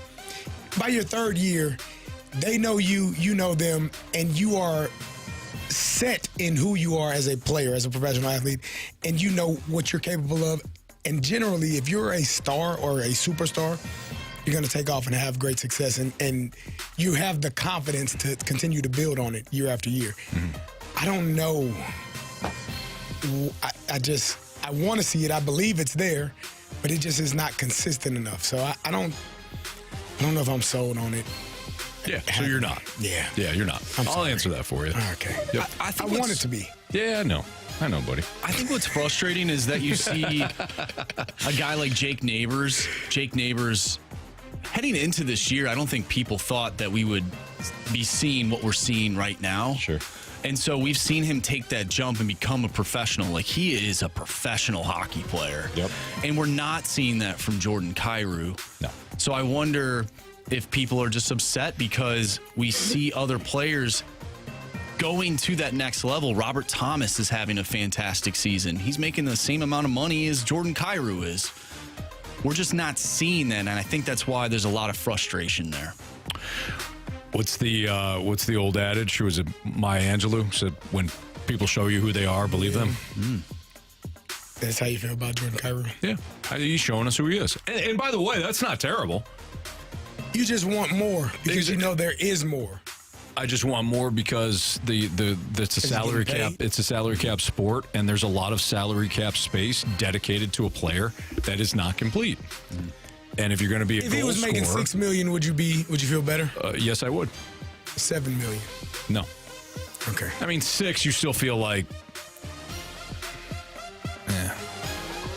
he's a goal scorer, but he's not an elite goal scorer. Mm-hmm. but he has the skill set. Like he How many got Carey? Wow. No, he does have the skill set. He does. We've seen it. No, I know, but I'm talking to Carey the coach right now. And Carey knew it. I'm talking to Carey the coach. He's got the skill set, Carey. How many guys have you seen with the skill set and just... Exactly. And they just never pull get it over out that of hump. them. We get a text from the 618. I want to know what you think of this. Jordan Kyrou is the J.D. Drew of the Blues. I could see that. And J.D. Drew probably had more talent. I agree. Yeah. But of the Blues, like we're going to look J.D. at Drew this. was- Yes, it's a good fit. But yeah, J.D. Drew. And Kyrou is extremely talented. J.D. Yes. Drew was Yeah, different. he was. Yeah. In many ways. I also feel like No, he Jordan was extremely talented. Jordan Kyrou almost like represents what the Blues are as a whole. But that's... When he's good, he's good. When the Blues are good, they look like a great team. But when he's not good, it's very visible, and the Blues are the exact same way. Therein lies the problem, Peter. Therein lies the problem. Who's Peter? Used to be I think it was, do you remember Circuit City? Used to be a commercial. Therein lies the problem, Peter. It's too expensive. Talking about TV. From the 217, are you sold that the Cardinals have the coaches and staff to develop and evaluate their players? That's from Nate. In the Say that minors again. or on the big league, on the big club? I would assume the whole organization. I think so. I think it's easier. I don't know. Tell me your opinion. I think it's easier to evaluate talent than to actually develop it. Like you can see who's able to play and really yes. play well, Yep. but to He's got develop something. and nourish it and get the most out of it, that takes a special coach, developer mindset, a type of person that is able to do that for because each person is different. Like the thing that makes me tick is not going to be the thing that makes you tick and makes you go. So that person has to be able to not only know the game and the skill sets and the things that are required, but how to pull it out of that player. So I think in every organization, that's probably the hardest part is the development part. I completely agree, Carey. We've all had teachers throughout the course of our lifetime that maximized our abilities. Yes. And coaching is teaching. And there's certain coaches that we've all had, whether, we're in, Pee-wee or T-ball or whatever, high school, there's certain coaches that maximized our talent, and there's certain ones, same skill set, that ruined you, that you couldn't play for. It's the same deal. So I agree with you, Carey. I think you can look at somebody and say, man, he's got something. There's something there. Or the stopwatch tells you he's fast. The metrics tell you he should be good. Right. But unlocking that when other players are out, there's no one size fit all. There's no, hey, if I do this for one guy, I can do it for all of them. it works for all of them. No, it doesn't work that way. I'm speaking to a man that coached for how long? A long time, 10 years. That face this every single fall, summer, spring. So, Yeah, no, I agree with that. You okay, Carey? No, I had PTSD. Yeah, real quick. No. Yeah. Don't do that. Okay, it's okay. Well, speaking of football, Did I just tell you, son? Did I just tell you to What throw did the I ball just? that way? I know. Run the I ball literally that way. sat here. I was with a couple of my kids the other day, and they were making fun of me because I told. They was like, "Man, when you told one of the players, I asked him, are you trying to kill me, son? Like, do you not love me? Are you actively trying to kill me? Because the things you do are killing me inside. Like, it's taking away from my happiness, my quality of life. Every time you do this, son, we've gone over this. This is not something new. You're trying to kill me, aren't you? That's what you're doing. Silently, huh? It's your way. Okay, I got it. It's like talking to my kids sometimes. One specifically. Like I literally just told you. What do you mean you forgot? What do you mean you forgot? I just told you 2.5 seconds ago. How did you forget? Wipe the slate clean. Yeah. Doesn't matter. Yep. hey, some people are just visual learners. Clearly. Like I'm a hands-on learner. If you tell me something, hey, do this, do that, I have no idea what you're talking about. If you show me how to do it, okay, I won't forget it. There's I'll nothing. try May not to have forget just it. unlocked something. Maybe. With I don't know. There's nothing My worse kids. than telling a kid to do something, literally, and they go out and do the exact opposite. Yeah. Like What? maybe I didn't tell you. Yeah. and then you're like, hey, come back over. No, I want you to. Yeah. I want you to do that this time. And then you watch them and they do the exact. You're like, oh wow, oh god. That reminds me of when you watch the movie Miracle, when Kurt Russell goes up to, what's the goaltender's name? I'm just blanking right Jordan now. Binnington. No, not Jordan. No, I don't think he was. I'm blanking right now. That's embarrassing. But anyways, what goaltender? for Team USA, I'm completely blanking on his name right now. Text line. Jonathan Quick. No. Not him. Either. Text line's gonna help me out. This is embarrassing. But he goes up to him and he's like, this is my fault. I played you too much. And he's like, what are you talking about? He's like, this is my net. And that's how he got him going, because he was like, this isn't your fault. Right. This is my fault. This is on me. I shouldn't have played you. Yeah. And he's like, no, this is my Jim Craig. Thank you. Yeah. Jeez. He's like, no, this is my net. And that was how he got him going, because he didn't blame him. He blamed himself. And that's how coaches, the best coaches, they find ways psychology. to. Yes, essentially. From the 573, real quick here, are you guys sold on Marvin Harrison Jr. being the best wide receiver in the draft? I mean, Lineage says yes. I know Malik Neighbors is, seemingly any wide receiver that plays for LSU is going to be great, or at least, steady. So I know that Malik Neighbors is going to be good. Raul Madunze from Washington, I think runs probably the best routes. But you're going to pass on Marvin Harrison Jr.? No. After what you saw? And he hasn't done any workouts, I don't think. He didn't he didn't even do the he didn't do his pro day. He didn't do the combine. I played some odd games there. You can watch that. Watch the film, pal. Have you noticed? He was their offense last year. Kind of was. Have you noticed what Jim Harbaugh's been doing? I've been seeing this a lot on the internet. J.J. McCarthy? He keeps pumping up J.J. McCarthy. So that a wide receiver falls to the Chargers. Yeah. I also think I will say this about Jim Harbaugh. He knows quarterbacks. Mm-hmm. We may not see it. So Carey and I have had this discussion before about J.J. McCarthy of Michigan. We can sit here and talk about, I don't see it. Harbaugh knows quarterbacks. He always has. The fact that they're saying he's going to go ahead of Drake May, ahead of Jalen Daniels. Washington apparently wants him. I watched football last year. Mm-hmm. I watched college football. I watched Michigan play. I didn't. I'm still not picking up what they're putting down. Yeah, but he threw a 75-yard pass in his pro day. Rolling out to the left. You know how many people were attacking him when he threw that? Zero. Yeah, there you go. That's literally what Zach Wilson did. Zach Wilson had one huge pass at his pro day. He rolled right and threw it all the way back left, and they were like, oh.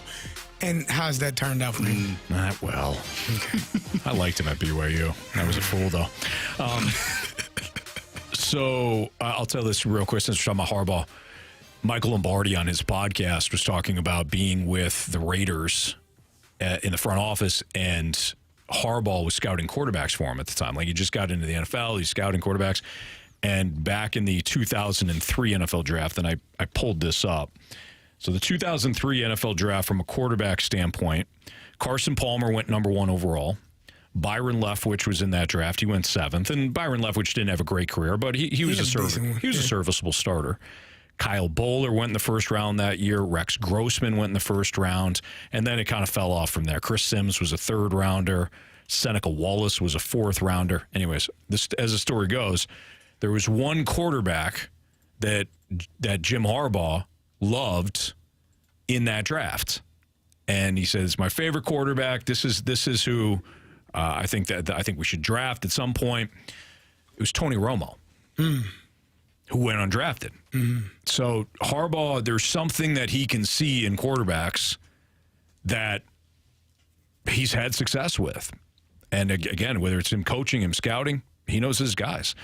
So, Marsh, I think the Vikings should take J.J. McCarthy and trade up. All right. There you go. JJ to JJ. It's a fast lane on 101 ESPN. We're going to have fun with 2024 NFL win totals. They're out right now. We'll have an early look at that ahead of the Gauntlet next on 101 ESPN.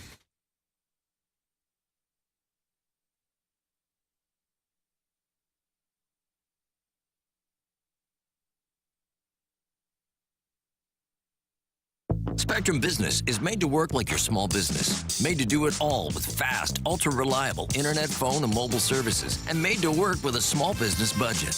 Get 600 megabit per second business internet for just $49.99 a month for 1 year with select bundles. Plus, get an unlimited mobile line for free. Visit spectrum.com/work to lock in this deal now. Learn more at spectrum.com/work. Restrictions apply. Services not available in all areas. March is a critical time to check your home's windows. If yours are cracked, leaking, won't open or stay open, well, now is the time to call Window Nation. You can buy 2 windows, get 2 free, plus put 0 down, 0 interest, and pay 0 payments for 24 months. You can also get a pair of St. Louis Cardinal tickets with the purchase of a house of windows. If you are frustrated by the higher and higher heating bills, well, you need to check those windows. Maybe that is part of the reason why that heating bill is so high. Window Nation can install your window in 1 day. Their professional installation teams have over 10 years of experience, and those new windows come with a lifetime warranty. Just reach out to them at 866-90-NATION or go online at windownation.com. Again, 2 free windows with every 2 you buy, 0 down, 0 interest, and make 0 payments for 24 months. That lifetime warranty will come in handy with a proven quality and service. It's no wonder thousands of homeowners have trusted Window Nation with their homes, and you can too. Again, that's 866-90-NATION or go online at windownation.com.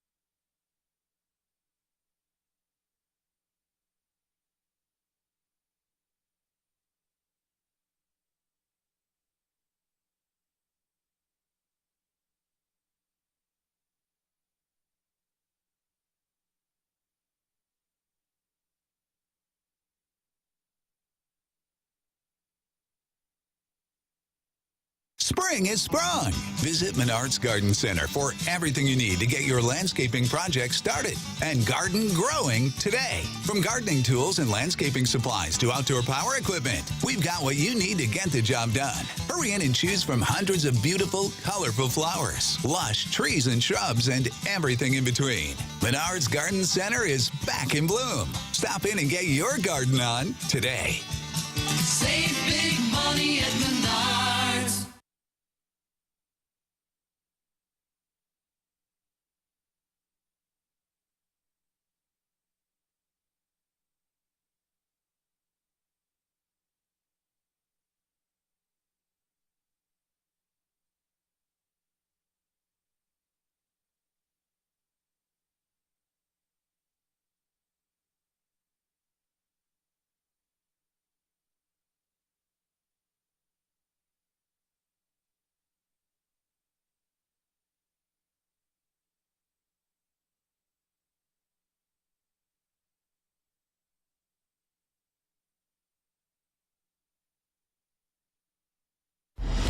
This is the Fast Lane, driven by Scrap Mart Metals Recycling on 101 ESPN.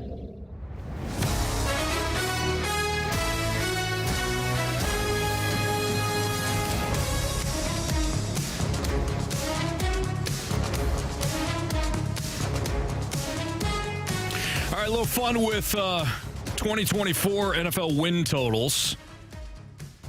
Here in the Fast Lane on 101 ESPN, Carey Davis, Andrew Marsh, Anthony Stalter. Marsh, why don't we start with your Vikings? Now, of course, we don't know about the NFL draft and what it's going to have, what's going to happen here, but 6.5. That's it. I think they get to 7 wins, don't you? Sam Darnold's, J.J. McCarthy backing them up. Justin Jefferson, largely the same defense. Vikings 6.5 wins. I think they can get to 7. They have a lot of weapons around the quarterback position. My issue is, can the quarterback, whoever is the starter, whoever they draft, is it going to be Drake May? It could be Drake May. Who knows? But at this point, who knows? Who really knows, right? The way it may. If they can just simply get the ball to these playmakers, I think they can win 7 games. Tougher division. The division is going to be, Lions, the Packers. division is going to be better. Bears with Caleb Williams now. I'm sure they'll still be terrible, but I'm going to say, I'm probably going to go under Marshy. I'm sorry. I mean, it is 6 what it wins. is. 6-11. Just tack on another team for me at this point. It's just par for the course. What about the defending Super Bowl champion Kansas City Chiefs over 11.5 wins? Over. I'll take that. Yeah. I mean, we're It's Kansas City Mahomes. fans now. Yeah. Yeah. We're never gonna doubt Chief Kingdom. Mahomes. I was asking Kylie, who's our resident Chiefs fan, about the Snead trade. So Snead goes to the Titans. They traded him after franchise tagging him. Didn't get much in return. Then the Titans signed him to a big deal. If you're the Chiefs, I mean, you wish you would have made this move a little bit earlier because you did free up some cap space and maybe you could have got another blue chip player. But if it comes down to keeping Snead or keeping Chris Jones, it's a no-brainer. No question. You can draft corners in the middle rounds. Yeah. I think that was another smart move. They know they got Spags, the best defensive coordinator in the league. He can scheme up stuff. You could draft corners in the middle rounds. I don't know. Corners, to me, unless it's a true shutdown guy. And when was the last time we saw an absolute shutdown guy since Darrelle Revis? That's where I was going. Why take one in the top 10 or top 15? You get later in the first round, it's a little different. But you can find those guys. You can't find Chris Jones most times in the first round. That guy is special. He's a difference maker. Plays the run, plays the pass, and you want to be stout up the middle. And you got to get rid of a corner. I honestly think the Kansas City Chiefs are going to be in the AFC Championship game again. Oh, yeah. I agree with that. They did some things in the offseason, corrected some things with their receiving core. Hollywood Brown, they got Rashee Rice, who came on really well last year as a rookie wide receiver. I have no reason to believe that they won't be playing in the AFC Championship game. We'll do a couple more here before we move on to the Gauntlet. Just a fun early look at the 2024 win totals. How about the Niners, the runner-up, 11.5, same as the Chiefs. I would take the over on that. I would take the over as well. I don't think Seattle came back down to earth last year. They're going to be competitive, but Aaron Donald is no longer. Aaron Donald is a massive You know how many loss for the quarterbacks, Rams. especially in the NFC West, are like, thank you. Oh, I can go to sleep tonight. Quarterbacks, how about the Garden Center? Yeah. How many guys are like, thank you? Oh, my God, thank you. Yeah. So the NFC West has lost a lot of talent. Plus, the Rams don't have Raheem Morris anymore, their defensive coordinator, who's obviously the head coach now in Atlanta. I think the 49ers cruise to 12. Also, though, you have to take into consideration this whole Brandon Ayuk situation that's going on. If Deebo Samuel, Christian McCaffrey, those guys are susceptible to injuries. Same with George Kittle. If they don't have Brandon Ayuk there, I don't think he's going anywhere. You don't think so? I mean, I don't think he they're not will. going to trade him. It's his 5th year, right? Picking up. Yes, they either picked it up. They said because they're not going to trade. I saw the report they're not going to trade him. I haven't seen if they officially picked up the. I thought I saw that. Maybe I didn't. I had to look at it again. What about your Steelers? 8.5. Oh, over. I said 9-8. Again, 9-8 season. So I'll go over too. We're going to have double-digit victories. What's that? This team is the upgrade at quarterback alone. You may not like Russell Wilson. You don't have to like him. He threw 26 touchdowns and threw 8 interceptions last year. Kenny Pickett threw 6. Like in 12 games, an NFL quarterback, an NFL starting quarterback. The offense will be much better. I have no doubt that the defense is going to play lights out.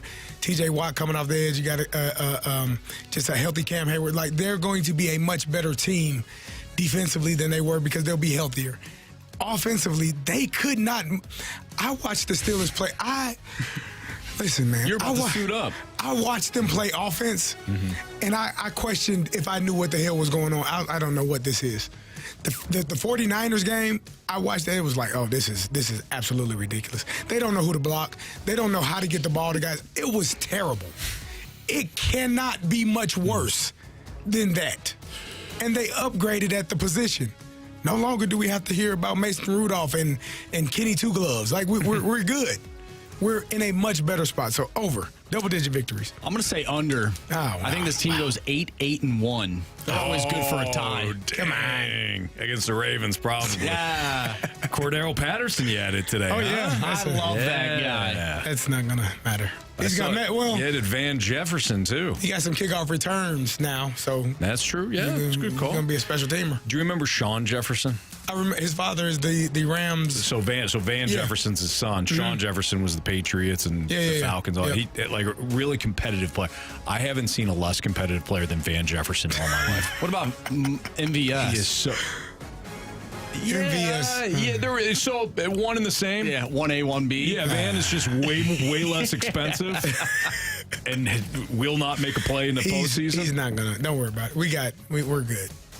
They're gonna throw the ball to George Pickens and Freiermuth as much as possible. It's not a bad starting point. Anthony, where's your team at? 10.5. Wow. Yeah, it's a big jump.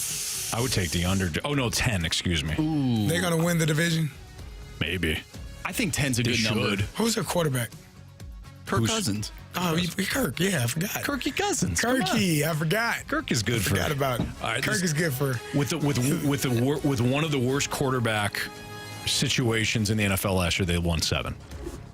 Is Kirk worth 3? I would say so. Mm-hmm. Is Kirk worth 3 wins? My concern with him is lost a bunch of talent. The injury, though. How does he look after the Achilles injury? You don't have to worry about $600 billion, you better hope that Achilles is fine. You don't have to worry about I don't have to worry about any of that. You do. You got out of that. I don't have to worry about You just have to worry about Drake May now. All right, the Gauntlet is next on 101 ESPN.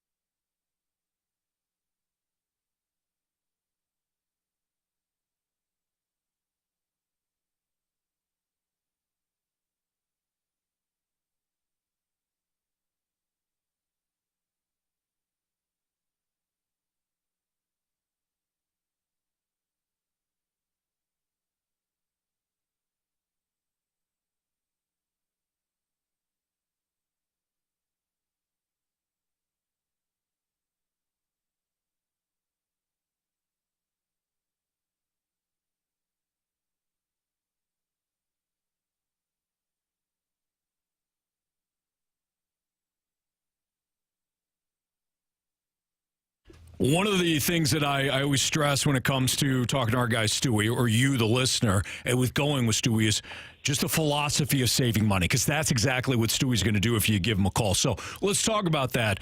Stewie, what are ways that you can help our listeners save money over the course of their loan? Anthony, I got a funny story for you. This old guy calls me. Well, old. I mean, I'm already old, but this older guy calls me. He's 58 years old. I'm my age, okay? And he says to me, okay, I financed last year. My rate's in the 7s. I know you can refinance me for free, but I'm only saving $50 a month on my payment. Wow. It just isn't worth the hassle. So I said to him, listen, I understand you got to take 5 minutes out of your day, 10 minutes to close. The whole process may take you 2 hours from A to Z maximum with us. Other people, it's a lot more, but 2 hours maximum. I said, don't worry about saving the $50 a month, but I need one thing from you. I need you for the next 30 years to write me a check for $50 a month since it doesn't matter to you. All of a sudden, he changes this perspective.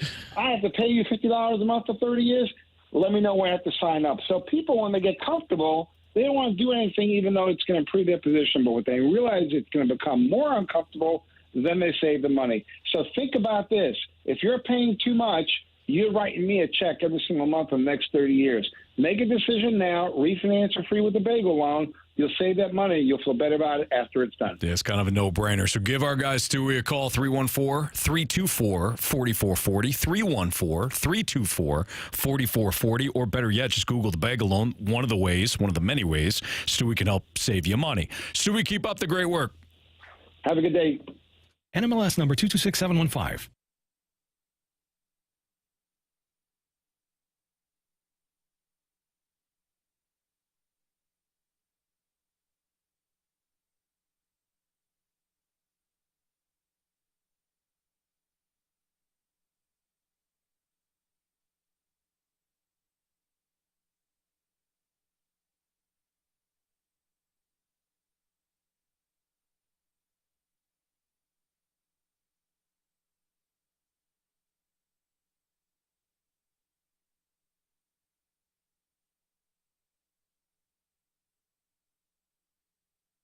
From the opening drive, the balloon party, BK and Ferrario, to the fast lane and more. If you missed anything on 101 ESPN today, get caught up with all the shows and 101 podcasts at 101ESPN.com or on your 101 mobile app. Driven by Dobbs Tire and Auto Centers.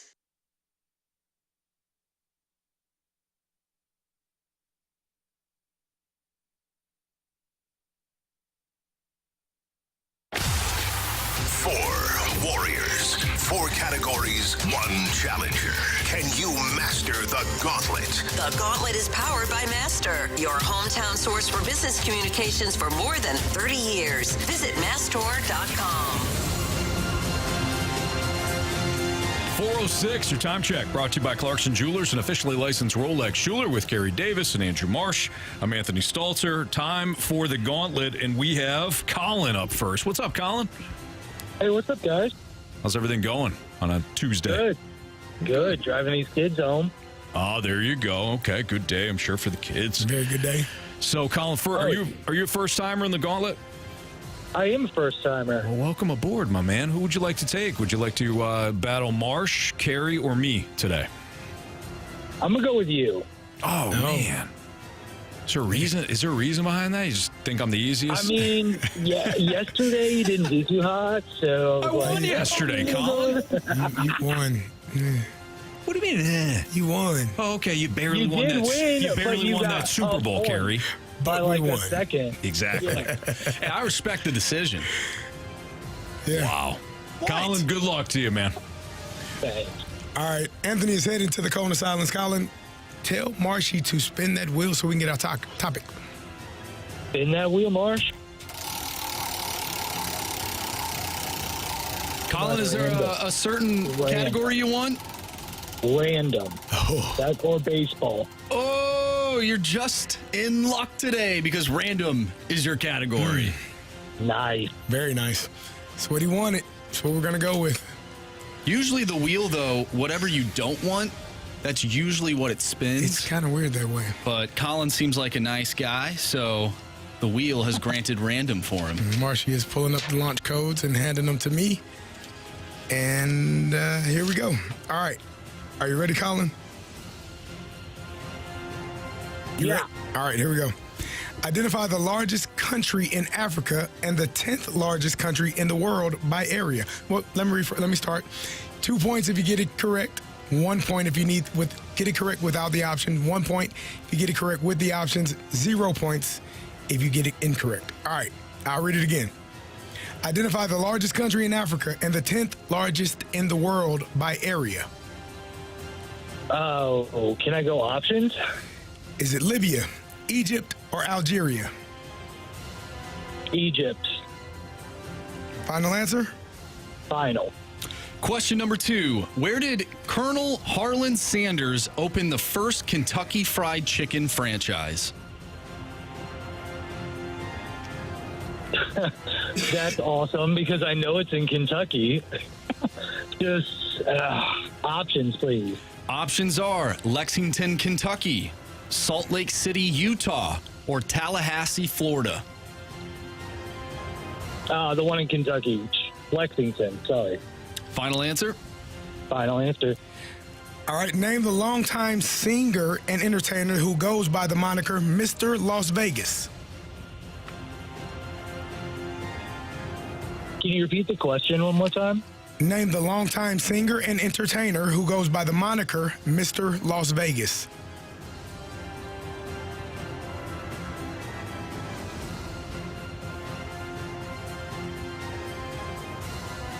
Shoot.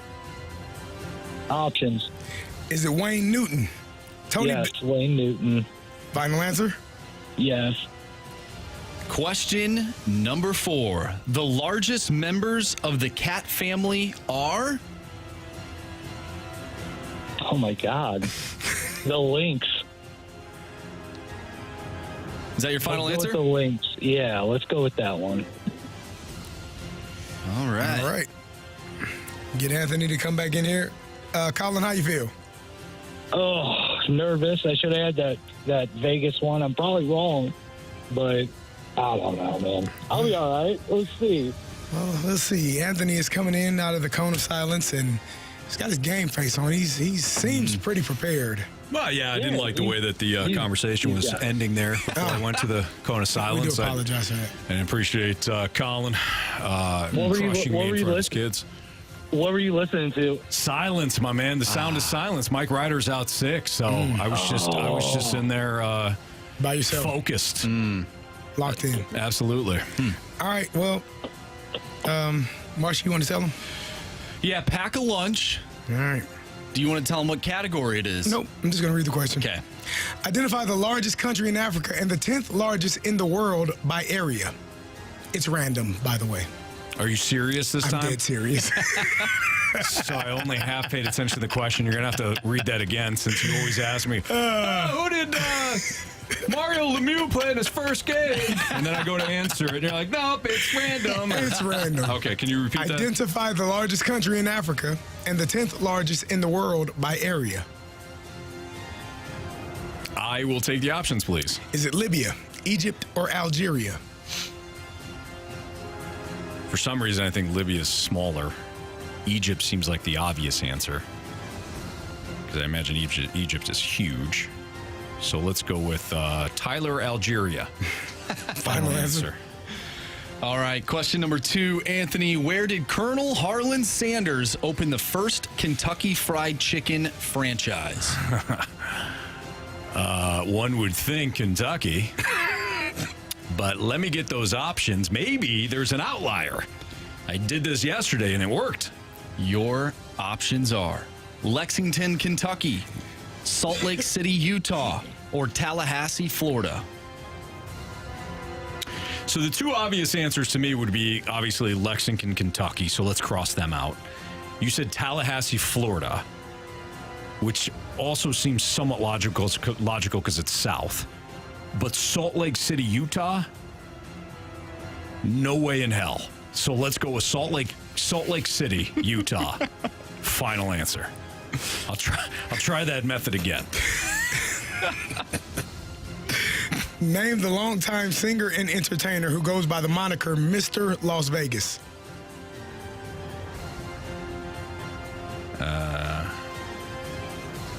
It's got to be Wayne Newton, right? I mean, who else sings out there a lot? I'm going to say Wayne Newton because something tells me I'm botching this. So Wayne Newton, final answer. Final question. The largest members of the cat family are? Oh, that's the Tigers. Tigers are the largest. Final answer. I know that one. I may have only gotten 2, Colin. All right. Well, I guess we will. And now that I'm confident, I feel less confident. Go. Start at number 3. Name the longtime singer and entertainer who goes by the moniker Mr. Las Vegas.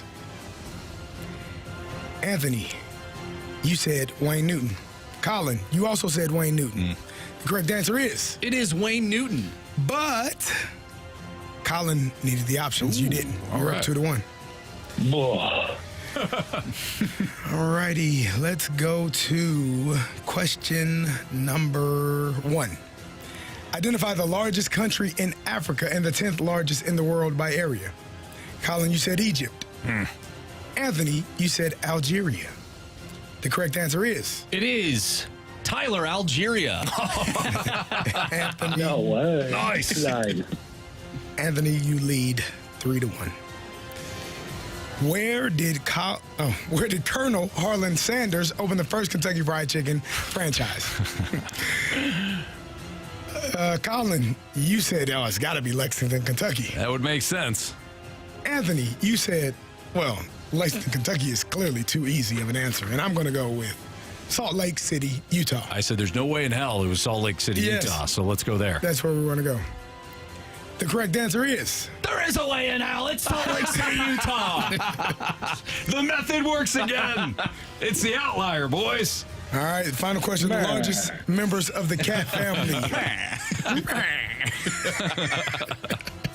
The largest members of the cat family are... Colin, you went with the Lynx without the option. Good NBA, good WNBA team. Anthony, you went with the Tigers. The Princeton Tigers. Without the options. The correct answer is... It is Tigers. Colin. You have chosen poorly. You lose. Not today. I gotta be honest, too. The first two were pure guesses, but the last two I felt pretty okay about. That Salt Lake City one tricked me. I got tricked. You know, Colin, this is your first time. I've developed this theory now that you just go with the outlier. I probably shouldn't have talked about it because it's going to be changed now. It's going to bite you in the butt. Yeah. But it didn't today. Everyone knows. Everyone knows now. Your secret's out, Anthony. Yeah. All right, Colin, sorry, buddy. Anthony. Thanks, man. Oh. I hope you try again, though. Oh, yeah. All right. Good job, Colin. All right. Thanks, guys. Thanks for listening. Yup. How's it feel?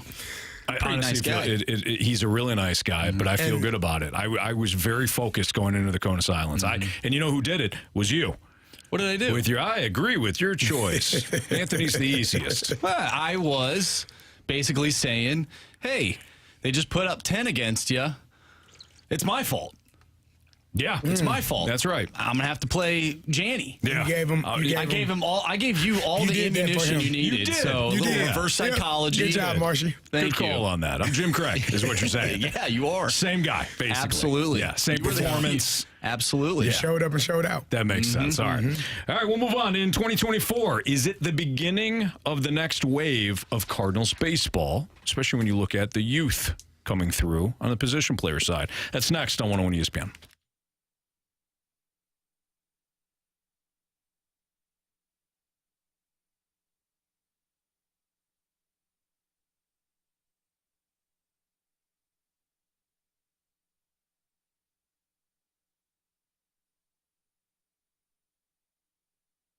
Hey, if you're driving around right now and you know that you need a new vehicle, then why don't you just head out to Auto Center's Nissan Herculaneum? They've got great deals, great pricing, great financing options when it comes to financing a vehicle. And right now, you can get a 2024 brand new Nissan Altima for only $499 down and $499 a month. And you can own it. It'll be all yours. And you can get the great deals that come with it, including the 30-day new car return promise, the complimentary lifetime warranty, and the complimentary one-year maintenance, all courtesy of Auto Center's Nissan Herculaneum. Maybe you're not in the market for a new Nissan Altima. Maybe you're in the market of a pre-owned vehicle. We purchased a pre-owned vehicle. It was actually a pre-owned Nissan Pathfinder. Fell in love with it online at autocentersnissan.com. Fell in love with it when we Took it for a test drive in Herculaneum.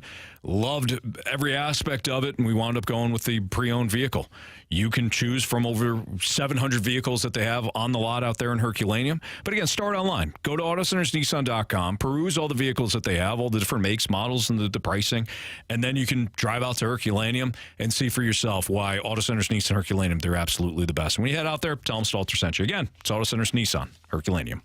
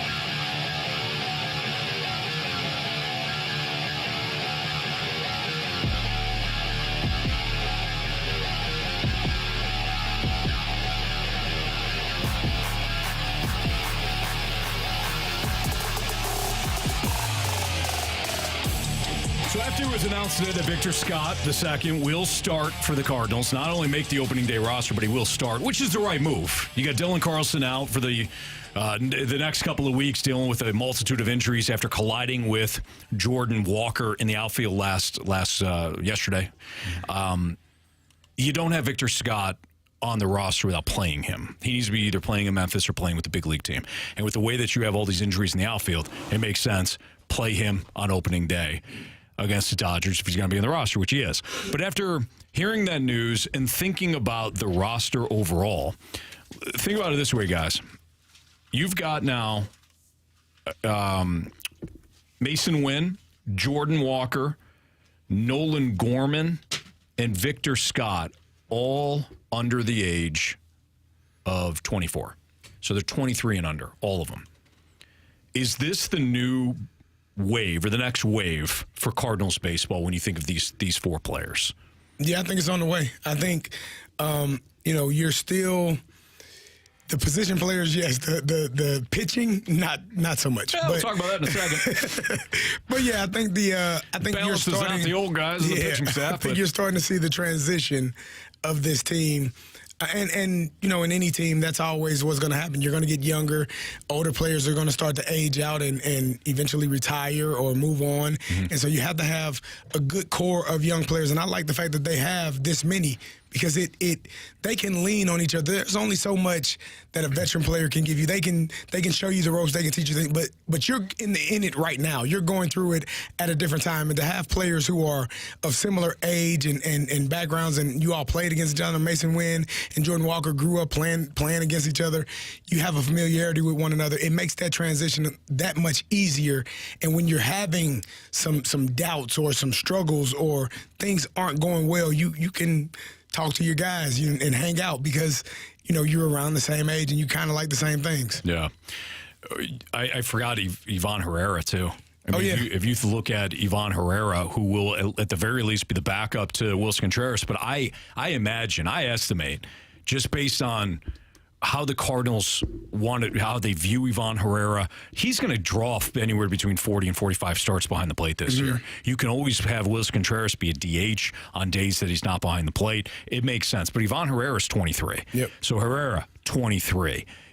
Nolan Gorman, 23. Mason Wynn, 22. Jordan Walker, 21. He'll be 22 pretty close to opening day, I think. When you're looking at these players, I agree from a position player standpoint. I mean, if you're not necessarily excited about the future or this season of the Cardinals, this is a positive spin. Yep. You need young, exciting players to build the foundation moving forward. Brendan Donovan, Tommy Edman, Lars Nootbaar, excellent. I don't know what to say. They're not role players because they're significant pieces. And I don't want to say complementary pieces, but we're not talking about guys that you build the organization around. Jordan Walker is somebody you want to build the organization around. Mason Wynn, same deal. Hopefully Victor Scott winds up being a guy that came almost out of nowhere last year in the minors and then this year in the majors. You hope for that. We'll see what happens. Nolan Gorman. Those are the guys that you want to build upon. So I'm excited from a position player standpoint, this next wave for the Cardinals. And I feel like this is the important. I honestly felt like it could have and should have happened, a year ago, where you started to have those players start to transition in because you want to still be able to learn. You? Walker and Gorman? They lost 91 games. No. Oh, what the hell do you mean? Did I? Hell yeah, I did. I would have took anybody. Not you. Oh. Not you, Carey. Sorry. Didn't you, the Cardinals?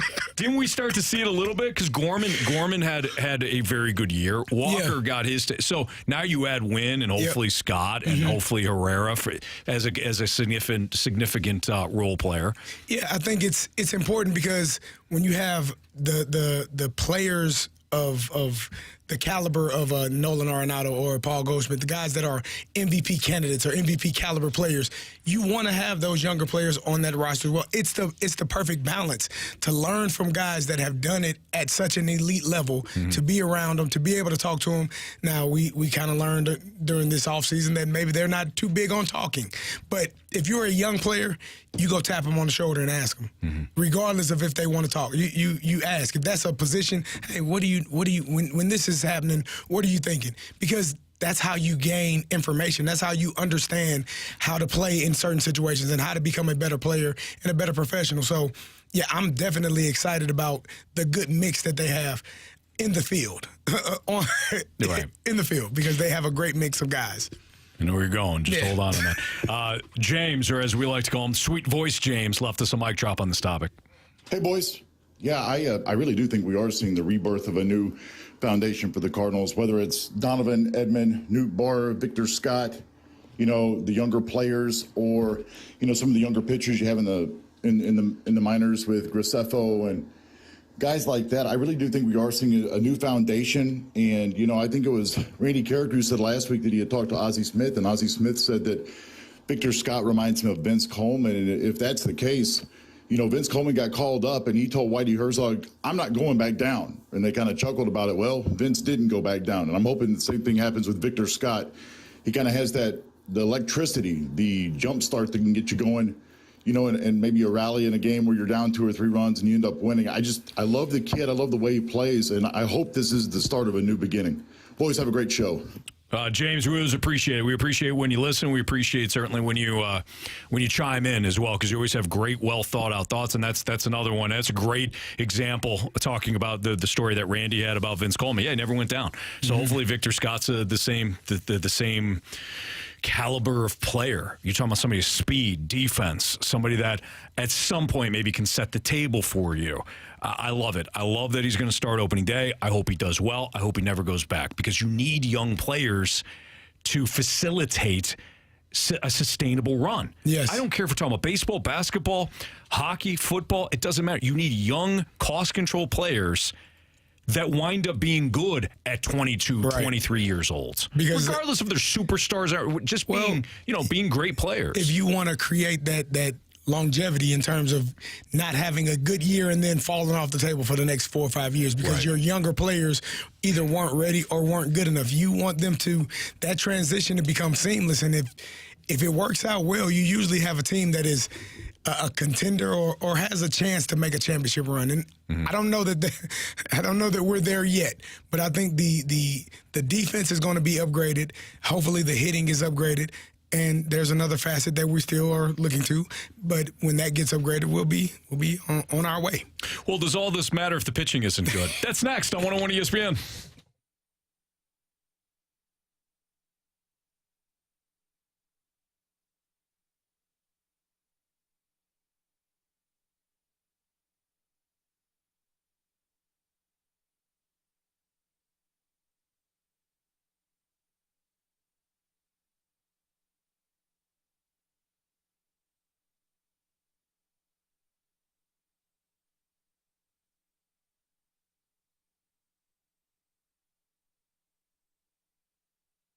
Hey, if you're looking at your lawn right now after all this rain that we're getting in the St. Louis area and it still don't look good, and you look over and your neighbor who uses Green Envy, if his lawn's looking great, then you got to call Green Envy. Green Envy is phenomenal. I only trust Green Envy when it comes to lawn companies for my lawn. And I've used Green Envy now for over 10 years. You've heard this. If you're a regular listener, you know that I have used Green Envy for a very long time. That's because they're hands down the best. I looked at my lawn before we went on vacation last week. We were going to be gone for a week. I go, I'm in trouble, because when I come back, the lawn's going to look flush, green, and it's going to be long, because I know Green Envy only uses products that are formulated for Missouri soil, our weather conditions, the turf types. So I know when I come back, I'm going to have to mow, because the green, the rain is going to hit, and everything's going to explode. My lawn's going to look fantastic, but it's going to need to be mowed. That's all I have to worry about. I don't have to worry about seeding or the irrigation process. No, Green Envy handles all that for me, because when I moved in and I tried to do everything in myself 10, 12 years ago, I knew that I was over my head. I was out of my league. Green Envy stopped by, and I've been blown away by their company ever since. Been in business in St. Louis for over a decade. Give them a call, especially right now. You want to be ahead of things so that during the summer months, your lawn is healthy and it's going to withstand the summer, the heat, and all that. So give them a call right now. 636-757-1600. 636-757-1600. Tell them Stalter sent you. They'll love to hear that, and they'll put you on your program, set you up right. It's Green Envy Lawns.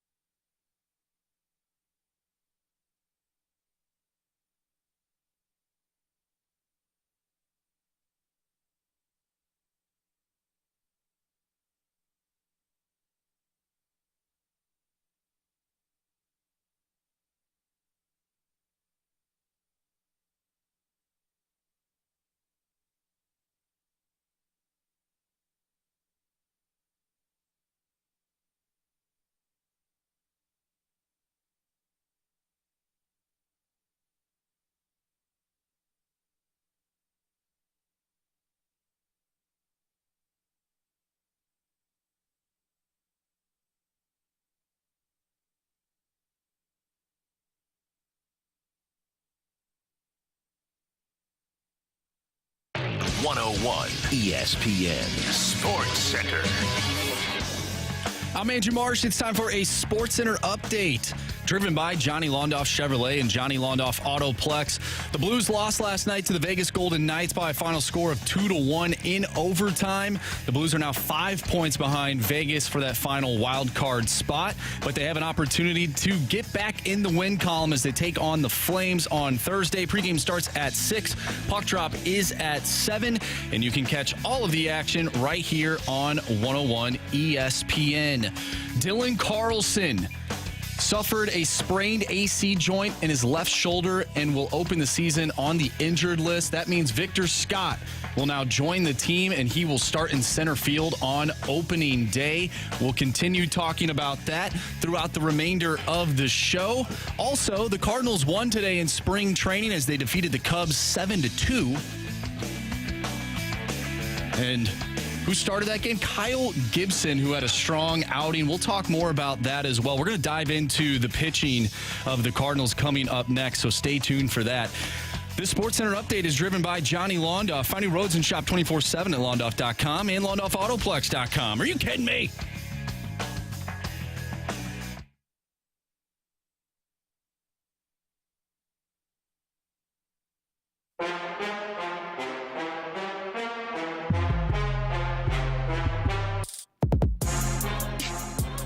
I think that Victor Scott being up here definitely adds a lot more of excitement to the team. The fact that they pretty much didn't expect any offense from center field or shortstop this year, when you think about Mason Wynn and whoever it might have been in center, whether it was Carlson or not, they pretty much didn't expect any offense. So to get phenomenal defense and a ton of speed, hopefully you can get on base and actually use that speed. But it's exciting in the sense that this could be a good young core for the team going forward. However, I don't hear anything about any of their pitching being top prospects, and I think everybody knows that their starting pitching is probably their biggest flaw right now. So unless something else comes up, it's great. You've got 4 guys that could be your core going forward, 2 of whom you really don't have much of offensive expectations. So I don't know how great that actually looks for the real long term. And then where are all these pitching prospects that we keep hearing about, because they don't seem to be anywhere near ready for the majors. That was Nick, and Nick absolutely nailed it. Anybody that has listened to this show, I'll just say me, but Carey, I feel like you have the same sentiments here, and Marsh and Jamie, same deal. After what I saw last year, I fell victim to watching the Cardinals after the 2019 NLCS and saying, they need more offense, they need more offense, they need more offense. Yeah, they did. They did need more offense. But not at the sacrifice of top-end pitching. It's still a league where pitching will win you championships, will win you titles. And I get it. I do. I understand the thought process. And we were actually having this discussion before the show. And our resident nutbag, Josh Ennis from KG. And I say it right to his face. He knows, and he loves it. He knows. He's a complete madman. Mm-hmm. Nice haircut. I was going to curse there. Complete madman. I think he would like it if you did. I think so too. He probably would. He brought up the point that you've often brought up, Marsh, and that, hey, Quintana pitched well the last time we saw in the playoffs. It wasn't the pitching that let him down. Michaelis pitched well in game 2. If you go back even further in that Wainwright, in that wild card game against the Dodgers, he was the one that pitched really well. They didn't need pitching. They didn't need pitching in the first round. What happens when you get deeper into a series? Oh, we don't know. They never got that far. That's the problem. Deeper into the postseason, you need top-end pitching. You need a great bullpen. So going back to Nick's point, Nick, you nailed it. You're absolutely right. It doesn't matter if some of these young position players wind up panning out. You want that. But the evolution of this Cardinals organization going from, let's hang another division banner and that's it, to we're a legit contender again, that rests on Tink Hence and Tekoa Roby and, even going deeper into Graceffo and Jerpy. McGreevy, it's those guys. You need good young pitching. We've been hearing about those guys for a while. And clearly, they're young. Yeah, but we've been I think we've been waiting or hearing about them for a year or two. And I understand you talked about Isringhausen talking about pitching takes time. Yeah. Especially with young pitchers, they gotta work their way into learning how to become pros. That's why what the Cardinals did this offseason is so important in terms of how well those guys perform. Those 3 starters that they went out and got, those guys have to perform well, because I think offensively and defensively, this team is maybe on the cusp of being a team that could be really good. And I think when you look at, Marcy was talking about it earlier, about how many different sources have the Cardinals sorted at 83 wins or 85 wins. It's all over the place because of the pitching. Because no one truly, I don't think it's because they think Nolan Arenado is going to have a bad season, or Jordan Walker is not going to excel into becoming a future superstar. Victor Scott, now that he's back up, he's going to cover ground, and I think people see that. But I think when people look at the pitching rotation, they're saying, "Yeah, but." Right. And and so. If you're one of those guys, if you're Lance Lynn, Kyle Gibson, Sonny Gray when he gets back healthy, hell, Miles Michaelis, who didn't perform particularly well last year, Steven Matz, who got hurt and didn't perform well last year, you have to look at that and say, we don't want to be the person or the people to prevent this team from having the success that it can have. Right. And I think right now when we're looking at it, I think we love what we see from these fielders, from these players. But the pitching staff is the question. And until we know what we're going to get from them, it could be a long season, or it could be a really, really good season. Or it could be an average season. Well, I don't. Next year, it could be great. How? Where? Who? Because the young pitching develops exactly like we're talking about, and then you've got guys. Mason Wynn is a full year. Jordan Walker's 2 full years. You would be comfortable with having 3 of those starters. Now, let's say Kyle Gibson, Lance Lynn, and Matz are not here next year and replaced by 3 young guys. You would have more confidence next year than you would going into this year? More confidence, no, but more optimism because there's a higher ceiling instead of just constantly going for the floor. Yeah. Does that make sense? Yeah. I wouldn't be more confident because they're young pitchers, but that's a fear of the unknown. At least we're talking about a ceiling and not a floor. They've been living on this damn floor for as long as I can remember. It's not comfortable. I know he's not going to be great, but he won't be terrible. Okay. Where other organizations are like, he might be terrible, but he could also be an absolute superstar. I'd rather live in that world than the world of the Cardinal. But he's going to be fine. I know that. Just fine. Is he going to be great? No. No, he's not. He's going to make the big league team. Oh, great. Is he going to be a starter? Maybe. Or a utility guy. We don't know. I'd rather have it's the unknown. It's more attractive to me from the standpoint of at least there's that. Tink Hence might be a stud. Some of these other pitchers might be studs. I know what Lance Lynn is at this point in his career. I know what Kyle Gibson is at this point in his career. I don't know how you guys feel. Do you guys feel differently? I don't. The fear of the unknown is worse than knowing. You say the fear of the unknown. Yeah. I look at it as it's the unknown. You don't know. Don't know. It's a fear. They could go out there and get roughed up. Yes, they might. And stink it up and not be ready. And then you're back in the same situation that you're in right now. Mm-hmm. What are you drinking over there? Cardinal Kool-Aid? No, I don't have any today. What flavor is that? It's red. Yeah, it's just red. Red? They text you? No. They text you last night, say you up? Yeah. Oh, no. They did. Can you hear him? Got paid. He's talking. I finally got my check. Hey, Carey, you up? We start here in a few days. Don't forget, opening day. Don't forget to wear your glasses. I thought it'd be you, Marsh, the first text, the you up text from the Cardinals, but it's actually Carey. I'm waiting. They're blocked right now. Yeah. I don't know, man. I actually gave him Carey's phone number. You did? That was you. Yeah, I was wondering how they got it. Yep. Yeah. Well, they asked, though. They said, hey, you got a new member. Yeah. So I was like, hey, I have a friend. This season is going to, it really depends on the pitching. I mean, I think we trust, I don't know why, but we trust the hitters. We trust the batters. We think they're going to be. And why? Why is that? We in this room do. There's more upside with the offense. That's why There you go.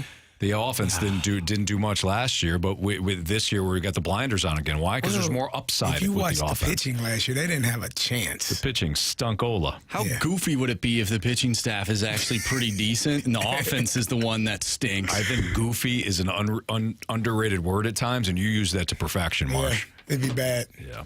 Good job, Marsh. Thank you. It's the Fast Lane on 101 Good ESPN. luck with that text chain. Sports Six-Pack. You up? Is next. 314-399-9646 is the Air Comfort Service text line. Text in your questions there. We'll do it here in the Fast Lane.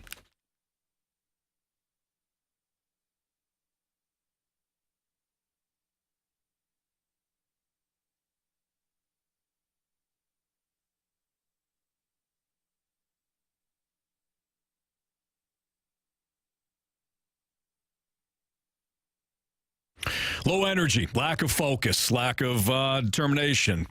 These are all signs of low testosterone. You go to the gym and you make no progress because you don't want to be there. You're only there. You're on your phone most of the time. I've seen it. I've seen it with guys. And look, low testosterone affects all of us. I'm in my early 40s now. I'll be 42 on Saturday. And it's a situation where it impacted me. It impacted Jamie. That's why we went to Mentality. And when it comes to Mentality, when you jump on their program, first of all, when you go in there and tell them, hey, this is what I'm feeling. For me, it was lack of energy. I was constantly tired. For me, it was, I hadn't been in the gym in a while. I'm busy all the time, but I knew I wanted to get back into shape and be healthy over the long haul for my family. Well, when you tell them all this and they say, okay, well, we're going to first find out what's going on with your blood work, make sure nothing else is going on with you. You find out you are deficient in vitamins, or me low in testosterone. When you get in the program, Mentality helps stay on. It helps you stay on the program, and also they monitor your health constantly. They're constantly checking in. Every 5 to 10 weeks, they take your blood to make sure, again, nothing else is going on. You are on the right track. So it's healthy. It's a lot of times the programs are under most insurances, and you're going to feel great. That's the point. But you have to go down there first, or check them out at lowtusa.com. Mentality's got 2 locations, one in South County and one in Chesterfield. When you go in there, tell them Jamie and Anthony sent you in there. If you've been dragging and you don't know why, and you're in your 40s or maybe your 50s, talk to them, see what's going on. If you are low on testosterone, jump in their program. You'll be feeling great. Jamie and I have done it. You could do it too. Mentality, lowtusa.com.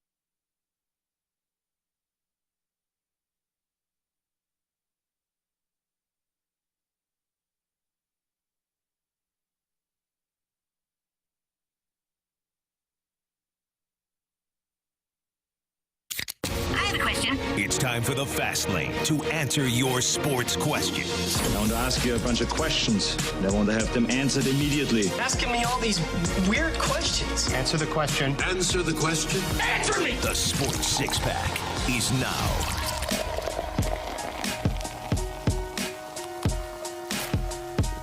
With Carey Davis, I'm Anthony Stalter. No Jamie Rivers. Hopefully he's back tomorrow. He's out sick today. Here's Andrew Marsh with the questions, your questions for the Sports Six Pack. Question number 1.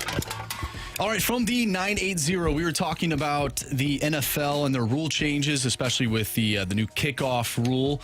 And we get a question from the 980. If you're the XFL, how do you feel about the NFL stealing your idea? Great.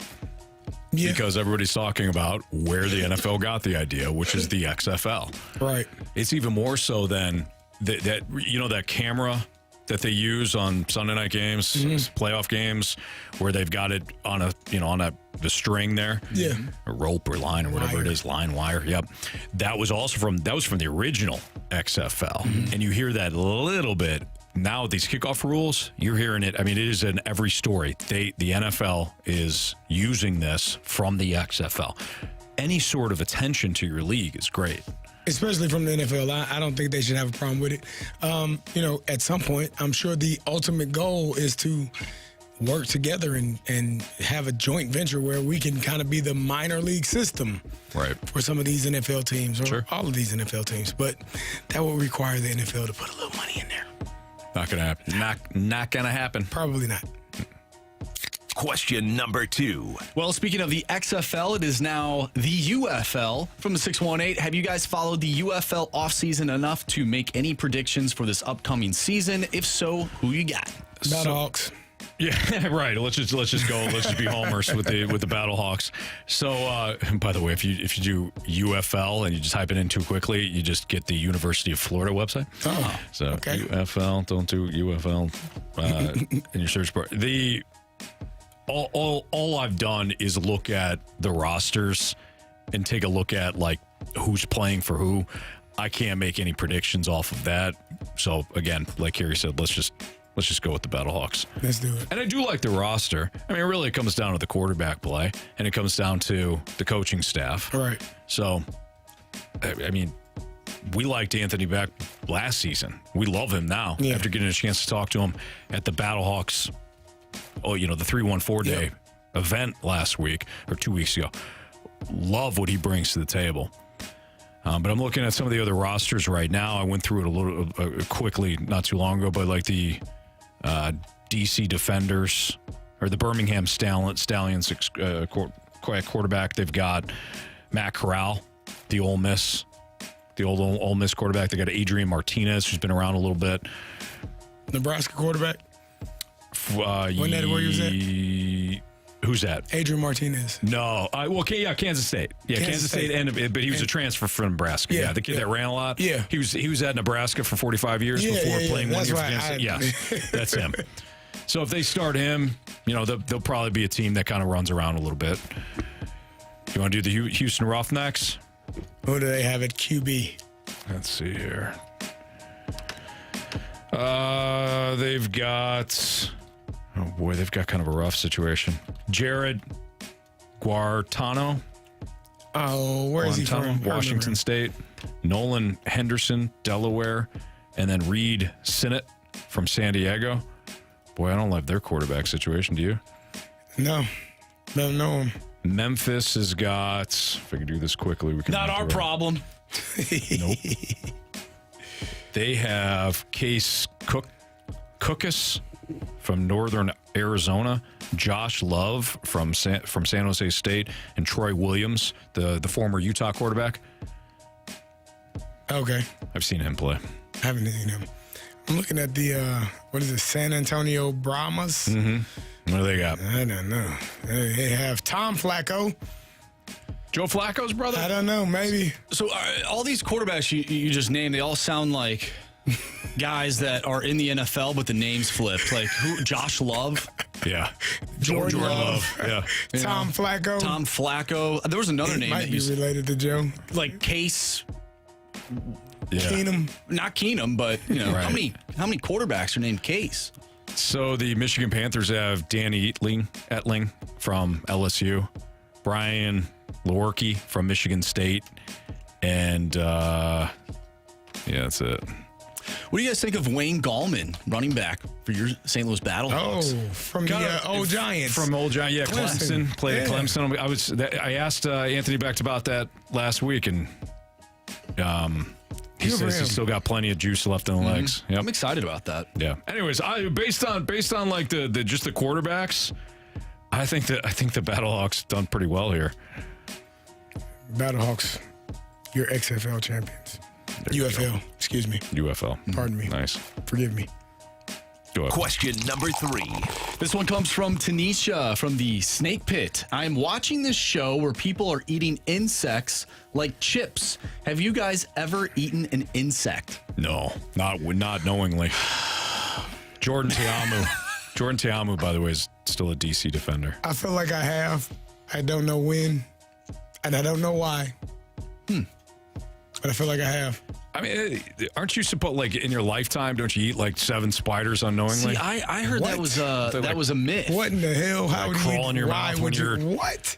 when type you're, of, no. I have heard that. I heard that rumor, and I just stopped sleeping with my mouth open, so they can crawl in my ears instead. There you go. That's Yeah. terrible. Or other places, Marsh. Oh man. Whoa! I'm just saying. Talking about your nose, Marsh. Talking about your nose. Yeah. Yep. Your nose. What is the weirdest thing that you've ever eaten? Yeah. Like I ate like a minnow once, or not A minnow? Yeah, like a minnow shot. If you ever go to the lake, a little minnow in a shot. Oh wow. Man, Yeah, That's I probably don't the think I've weirdest eaten thing. anything. I try not that, to. Yeah, that weird. I'll tell you all later. It was a restaurant that it wasn't what I ordered. I can tell you that. Oh. Didn't look like it. So when you Like go something else. when you go to like Louisiana, they've got, or Florida, they got like gator. Oh, I eat gator bites all the time. Do you? They have bites? gator here. Oh, that's right. They have it at what, Cyberks? They have the Saigoon. They have Saigoons are so That's good. Marsh's favorite.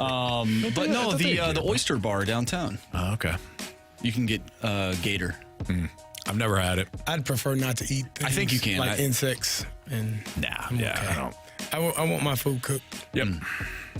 Now, if I was like on Survivor or something like that, and I needed to, You gotta eat some crickets. Absolutely, gotta do what you gotta do. All right, we gotta finish up our sports six pack here. We'll do that next on 101 ESPN.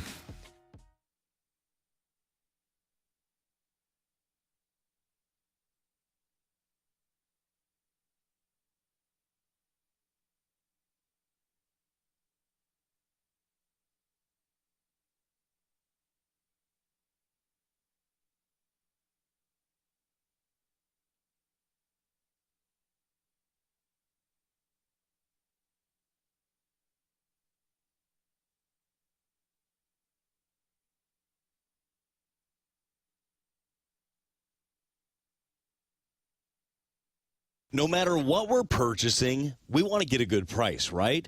But for those important things in life, you also need to know that you can count on the people that you are buying from. And I don't know of any company out there that stands behind their product more than Diamonds Direct. Over at Diamonds Direct, you have zero risk when you purchase from them. First of all, you get a no questions asked money-back guarantee on any purchase. Second, you get a nationwide price guarantee. That's right, nationwide price guarantee. And third, how about a free lifetime warranty? So a little example, when you need that engagement ring cleaned, they clean it for free. When you need it sized, they resize it at no charge. And if she accidentally knocked out one of those side accent diamonds, Diamonds Direct will replace it at no charge. I'm telling you, you are going to love this place. Plus, you also get a 110% diamond upgrade guarantee. Check them out. Get into Diamonds Direct. Go online, diamondsdirect.com, but get into the showroom at Olive and 270 at City Place. It's Diamonds Direct.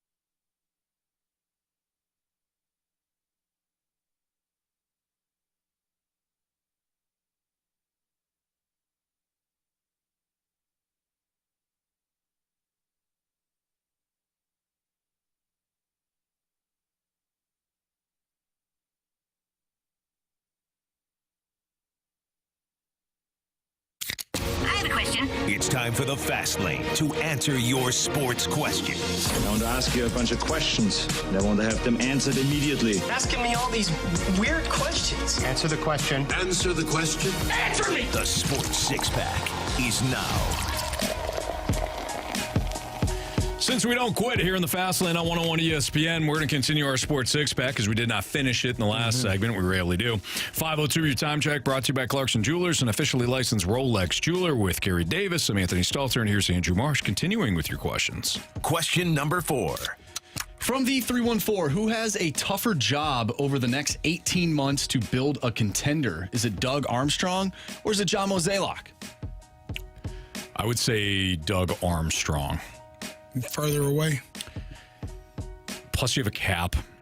Not that the Cardinals, the Cardinals have a self-imposed cap. Cardinals have a cap. I caught it. Okay. Still, Doug Armstrong, with the contracts that he gave out, the no trade clauses that he gave out, the seemingly like almost this push and pull with the roster. I heard BK and Ferrario having a conversation today. It's similar to the one that we've had with Jamie. Mm-hmm. Where do you what group do you focus on? Like I would build my team like Vegas has, with a bunch of oak trees defensively in front of an outstanding goaltender or an outstanding goaltending situation, and then have an offense that does not have a superstar, but balanced scoring. And if you have balanced scoring, it's not necessarily something that you have to overspend on. But if you have an elite defense, I think I would go that route. But can you do that with this current roster? No. But let's say you wanted to go the forward route. Can you do that with this roster? No. I don't think you can rebuild this roster on the fly, given the contracts that you've given out. So I think it's Army. Work. Yeah, well, yeah. The contracts are and the movement. Yeah. The lack of movement that is allowed. Okay, you good over there? Yeah, I think so. All right. Yeah, I think it makes it a little bit harder. Yeah. Question number 5. From the 636, did you hear the screaming Grand Canyon fan during Sunday's game against Alabama? That's the first part. Did you guys hear the screaming fan? So I had the game on, but no sound, which is how I watch a lot of games, I'll be honest. It's usually on a separate screen, so I've got my eye on it, but I don't always get the sound. Really? Yeah. That doesn't bother you? It's either that or don't watch games. So that's I don't want to do that. But got other obligations, like late games. If it's real late, I'm good. Like if Blues on the West Coast, I'm good. Right, kids are in bed. Got it on the big screen. That makes sense. Yeah. Okay, so the second part to this. With that being said, who has been the most annoying and obnoxious fan that you have sat by during a game? Oh, it's a good question. I'll go general here. I got one. Oh, go ahead. I took my son to took my son. He was only annoying because my son was Your like son was 7. annoying? No, not my son. we took him to Houston to a Rockets versus Warriors game. Okay. Probably 3 or 4 years ago. And it was a father and son who were just obnoxious in how they were talking about the players. My son was about 7 at the time. And that kid was probably 14. But his father and him going back and forth talking about the Warriors players and just disrespectful. And my son is here, 7, and just like, he's distraught. He's hurt. And the Warriors ended up winning the game, which made them at the end kind of shut up. Yeah, well, that's good at least. Yeah. And now I blame the father more than I do the child because you're allowing it to happen. But that was terrible. Like, shut up. I don't think there's been like a fan base that I've necessarily been annoyed with, but just in general, the fans that are like that constantly talk about what the players should be doing. Like we do it to some degree here on sports radio. It's part of our job just to have an opinion. But when you're talking about the player should have done that, should have done this. When you're not in the arena, it's tough to. And there's a way to have an opinion about a player and what they did or did not do that you don't have to be disrespectful. When it becomes disrespectful, then become the one that's just constantly screaming throughout the entire game. That's the fan that you hate. Like, that's the fan, just shut up, sit down, let everybody else enjoy the game. The one that's trying to like steal the show in section 307, like that guy, just sit down, please. I remember in 2006, so I was in 5th grade at the time, and Cardinals won the World Series that year. I was in Cincinnati with my family, went to a Cardinals-Reds game, and there was a Reds fan there that just would not shut up, just saying all these bad things about the Cardinals, complaining and like, oh, this, you guys are so overrated, you guys suck, blah, blah, blah. Yeah. And I'm like a 10-year-old at the time, and I'm brokenhearted. No, I devastated. I'm in an argument as a 10-year-old with a grown man about this team, and I'm going back at him, and I'm like, Albert Pujols, if I'm not mistaken, they played the Reds on this certain day, and I kept bringing this up, how he hit 3 home runs on Easter against the team, walk-off home run in the 9th inning, and I'm like, how can you say this? Your team is bad every single year. This is before the whole, Brandon Phillips and that rivalry started happening, and I just kept bringing up all these different things to this guy, and he would not shut up. And I think they won that game. The Cardinals did. And at the end of it, it was one of those things where he's just an a-hole the whole time until he finds out or looks at the scoreboard. He's like, I really have I have nothing to stand on. Yeah. And so he came around and was like, oh, yeah, it was great, having that kind of dialogue with you. I'm like, come shut on, up, dude. If the Cardinals would have lost, you saying the same thing? I don't think so. And that guy right now is probably listening to the show. Maybe. Probably. All the way from Cincy. He's older, and he's saying to himself, you know what? I remember that kid. And I was wrong. I was. Question number 6. All right, from the 314, Carey, who were some veteran players that helped you turn you into a real professional? My rookie year, it was a couple of linebackers, Cato June and Gary Brackett. Cato June from Michigan. Yeah, played against him in Michigan. He was a year older than me. Him and G-Baby, what we called him, Gary, those two kind of showed me and helped me out a lot as a rookie. I often went over their houses and played Monopoly or cards and board games and things like that. So they were two guys that really showed me the way. Hines Ward was a really good veteran in that locker room. He was the veteran that would remind people around week 10, week 11, hey, you only got a couple more checks. Start saving if you ain't been saving. He would go around yelling that, and so making sure the guys were saving their money. Even if you hadn't done so up until that point, you needed to start because playoffs not guaranteed, and then after that, you're not getting paid until September of next year. So you might want to hold on to something. So he was a good one as well. That's great. Real quick here. Warwick Dunn was a great one too. I feel like Warwick Dunn was just a good human being. So Warwick, for those that don't know, Warwick Dunn played for the Bucs and then the Falcons, and he always his mother was a police officer, and she was shot and killed. I believe in the line of duty. In the line of duty. I believe around Christmas. Yeah, either on Christmas or around Christmas. So every year, at least when he was playing, I don't know if he's still doing it. His foundation. He's still doing it. So his foundation. Finds a single mom and furnishes the home for the mom, and I don't know if they buy the home and furnish it. There you go. Yep. So that's what his foundation does, and just an all around good person. And the NFL wanted, I think he was on the committee, either the competition committee or involved in something with the NFL. Good dude, very good dude. By the way, you mentioned Monopoly. What was your go-to Monopoly piece?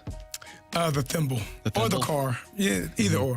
But I'm either or. I don't mind the thimble. How about you, Anthony? I think I went with the dog a lot. Yeah. Had that dog mentality when it came to the you did winning Monopoly. You gotta have it. Yeah, because that's a long game. And you have exactly. You have that dog in you. Yeah. So there's a dog. There's a top hat. There's a thimble. The iron. A purse. A purse. Is it a purse? Battleship. A car. I think. Oh, battleship. Yeah. I think there's been interchangeable pieces as the years have gone by. What was yours, Marsh? The dog. Yeah. Little you gotta have that dog mentality too. I mean, I try to. I suck at Monopoly, so I stopped playing. Sure. Oh yeah, I played growing up. I play online too. Do you? Well, no, not anymore. But I did, as a young child, get on and play all the games and whatnot. Sure. And I was terrible, so I ended up ditching Monopoly. Now I'm a Catan player. I like Catan. So you like the person in front of the bands doing the whole thing with the baton, huh? No, Catan, not Baton. That's what I'm saying. So in front of the bands, you're doing your thing. You're waving it around. There's a difference. Probably throwing it up in the air. No. I didn't know they made video games like that. No, Anthony, I think you're on the wrong favorite track baton right now. No, it's Catan with a C. Oh, okay. The Settlers of Catan. That makes sense. I haven't played. I think I've heard it, never played it. Is it pretty fun? It's pretty fun. You mix in a few man sodas too as the game goes along. You play this online, or how do you play this? How do you play Catan? So, well, I mean, we could be here all day trying to teach you how to play, but it is a long game. It's a very strategic game, and it's fun when you have a lot of competitive people playing it. And like I said, if you mix in a few man sodas, it works out well. It becomes a very fun game. It's like the Oregon Trail. You ever play the Oregon Trail? Yeah, back in the day. Yeah, that was like the first game. Mm-hmm. Yep.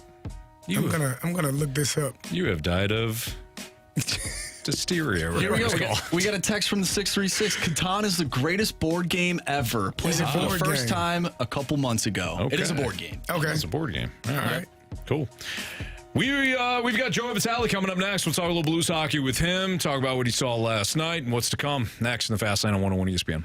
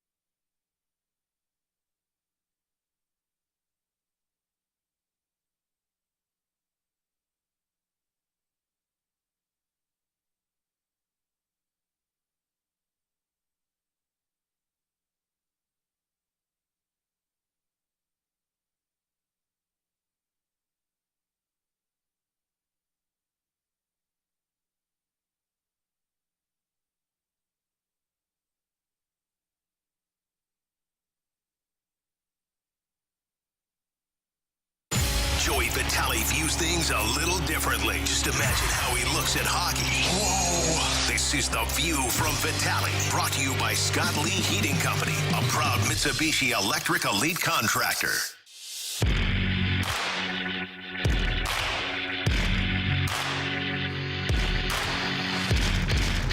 Blues fall last night in overtime to the Vegas Golden Knights. Joining us to talk about it is Joey Vitale, who joins us via the 101 ESPN Celebrity Line with Carey Davis. I'm Anthony Stalter. Joe, frustrating one certainly last night. Binnington was outstanding. Unfortunately for the Blues, Thompson was also outstanding. When you played and a goaltender is playing as well as Binnington or Thompson, did you just go by him at some point and say, "What is your deal tonight?"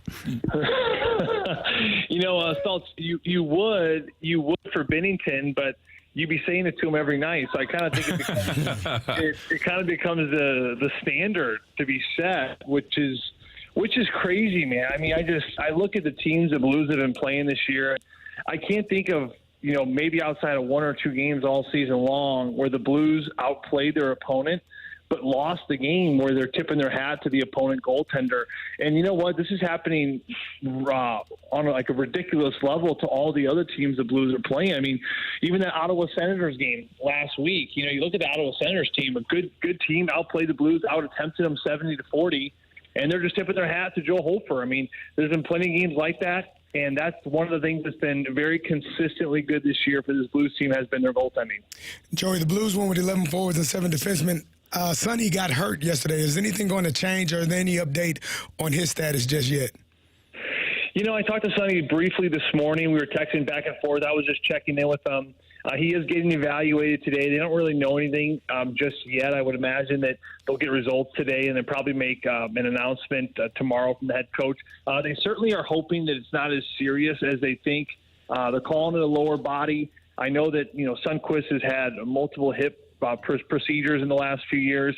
He also had one of his knees done as well. So you're really hoping this isn't a Robbie Fabry situation where an operated knee a couple of years ago is re-injured, because that is certainly not a great look. It's unfortunate for him too. He just signed a brand new 2-year extension with St. Louis a few weeks ago, right before the trade deadline hit.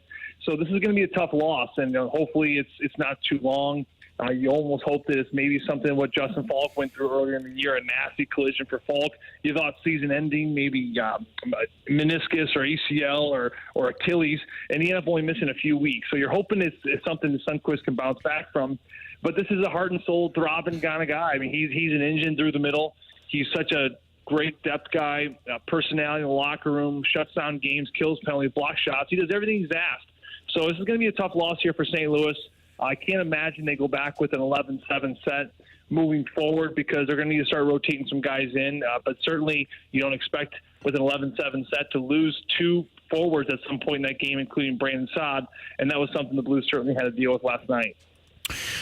Joe, we talked about this earlier with Jamie, but I'm interested in your thoughts on it as well. Last night, the Blues in the first 2 periods didn't seem like they got to their game, but by the third period, despite the injuries and the lack of forwards, man, it seemed like everything kind of clicked for them. Do you think it was just a matter of simplifying things in that third period, or was it just they turned it up? From your advantage, your viewpoint, what went right in the third period that didn't go right in the first 2? I think that the first was tough because you're already down a forward because you're only dressing 11. And then, Brandon Saad, he ends up going to the locker room. So then you're down to 10. Braden Shen ends up getting in a fight, right? So then he's in there. But so then you're down to 9. And then Kyrie's got to serve his roughing minor too, so you're down to 8. I mean, so I just think that the forwards had a rough time getting into a rhythm last night, and I actually applaud Bannister for trying this because the game before that, he pretty much didn't even play Zachary Bolduc, and he was double shifting the Kyrus and the Buchneviches.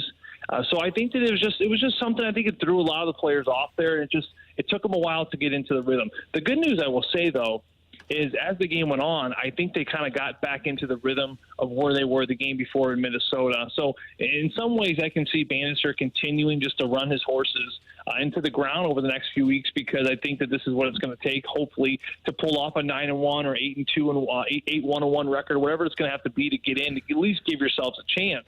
But it does sometimes take a little bit of time.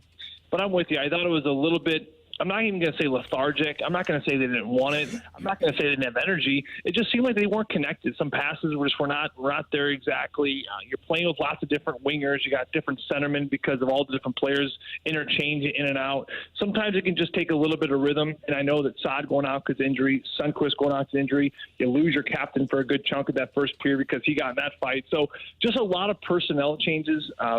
And I think that, like I said, hopefully the Blues can kind of get into a rhythm over the next 2 days, including today and tomorrow before their game versus Calgary, to work out those kinks. Because, listen, when your star players are going good, I talked to Thomas about this a few weeks ago, and after a really good game where he played almost 26 minutes, he said when you're playing good and you're consistent and you're getting points, you can take a 1.5-minute shift, come back to the bench, you can rest for 10 seconds, and you're just ready to go back out there again. That's the kind of energy I think Bannister's hoping for. But now it's really about this group just kind of finding a little bit of a rhythm. Joey, that was a tough loss last night, and obviously you're chasing a team in the standings. What can that do to the psyche of this team, having a loss like that, knowing that they are still 5 points behind them? Well, I mean, it's tough, Carey. I mean, you want to go in there last night and you wanted to figure out a way to grab 2 points and close the gap a little bit.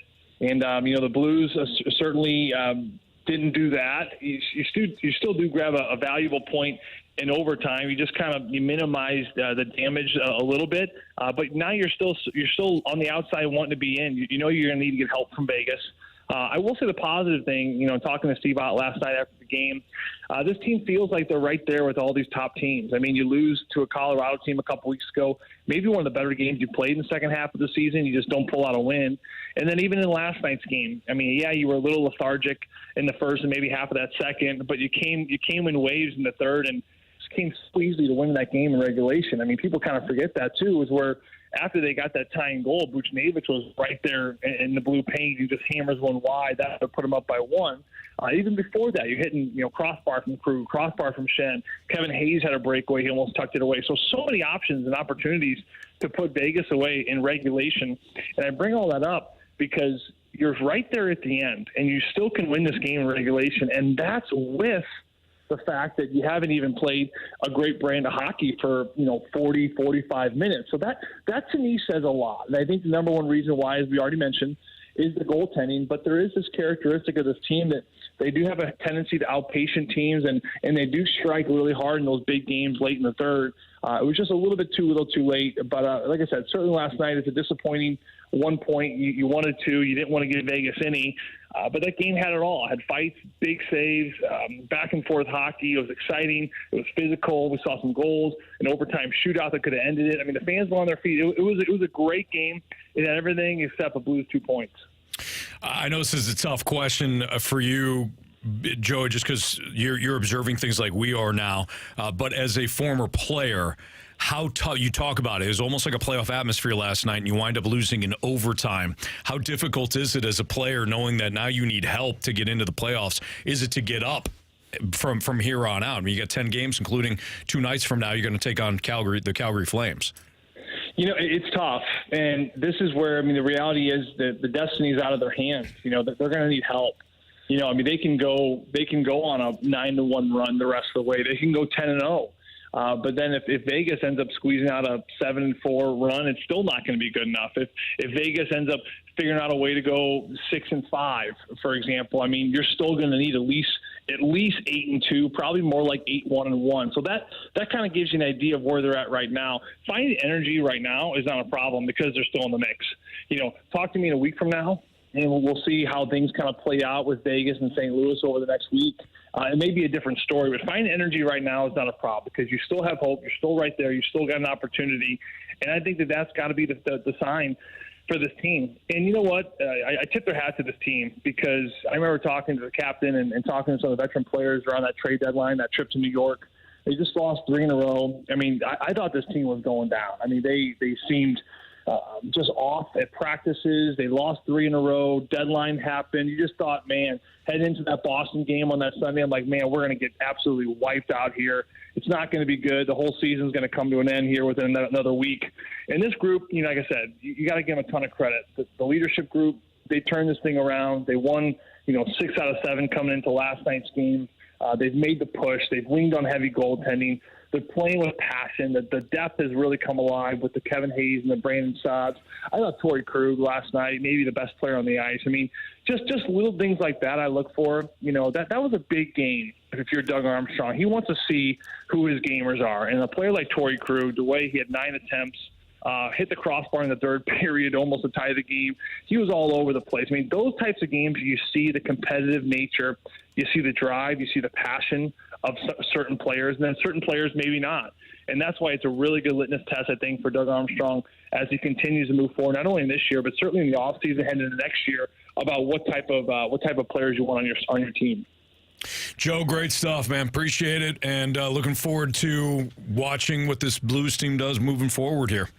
Hey, sounds good, boys. You guys have a great week. You too. Thanks, Joe. That's Joe Vitale here in the Fast Lane on 101 ESPN. We got our biggest question of the day next.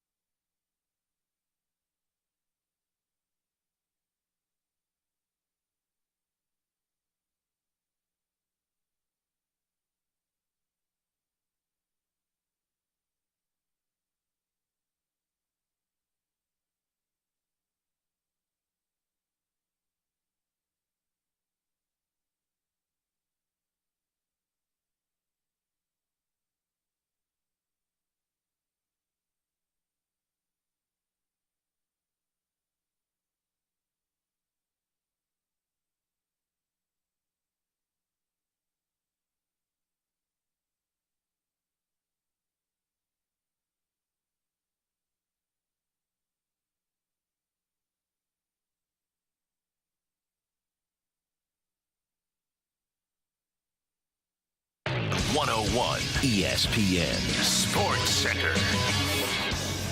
I'm Andrew Marsh. It's time for a Sports Center update brought to you by Saliga Heating and Cooling. We just got done talking with Joe Vitale. If you missed that interview or anything from today's show, make sure you go to 101ESPN.com or check out the free 101 mobile app. Just head to the podcast page. You'll find all of our interviews and full shows there. And it's all brought to you by Dobbs Tire and Auto Centers. The Blues lost to the Vegas Golden Knights last night in overtime by a final score of 2-1. They'll have a chance to get back in the win column as they take on the Calgary Flames on Thursday.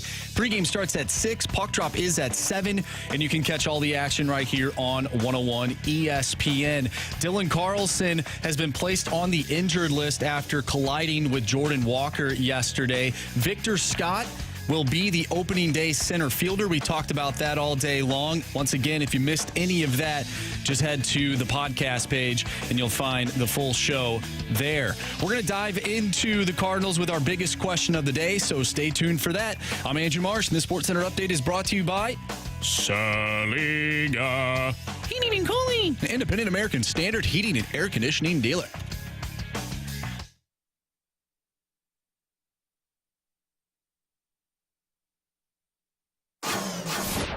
It's time for the Fast Lane's biggest question of the day.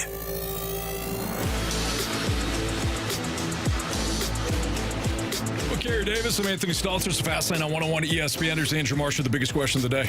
All right, guys, the Cardinals took on the Cubs today. Some spring training action for you, and they defeated the Cubs 7-2. The biggest Take that, Cubs. Yeah, take that. Yep.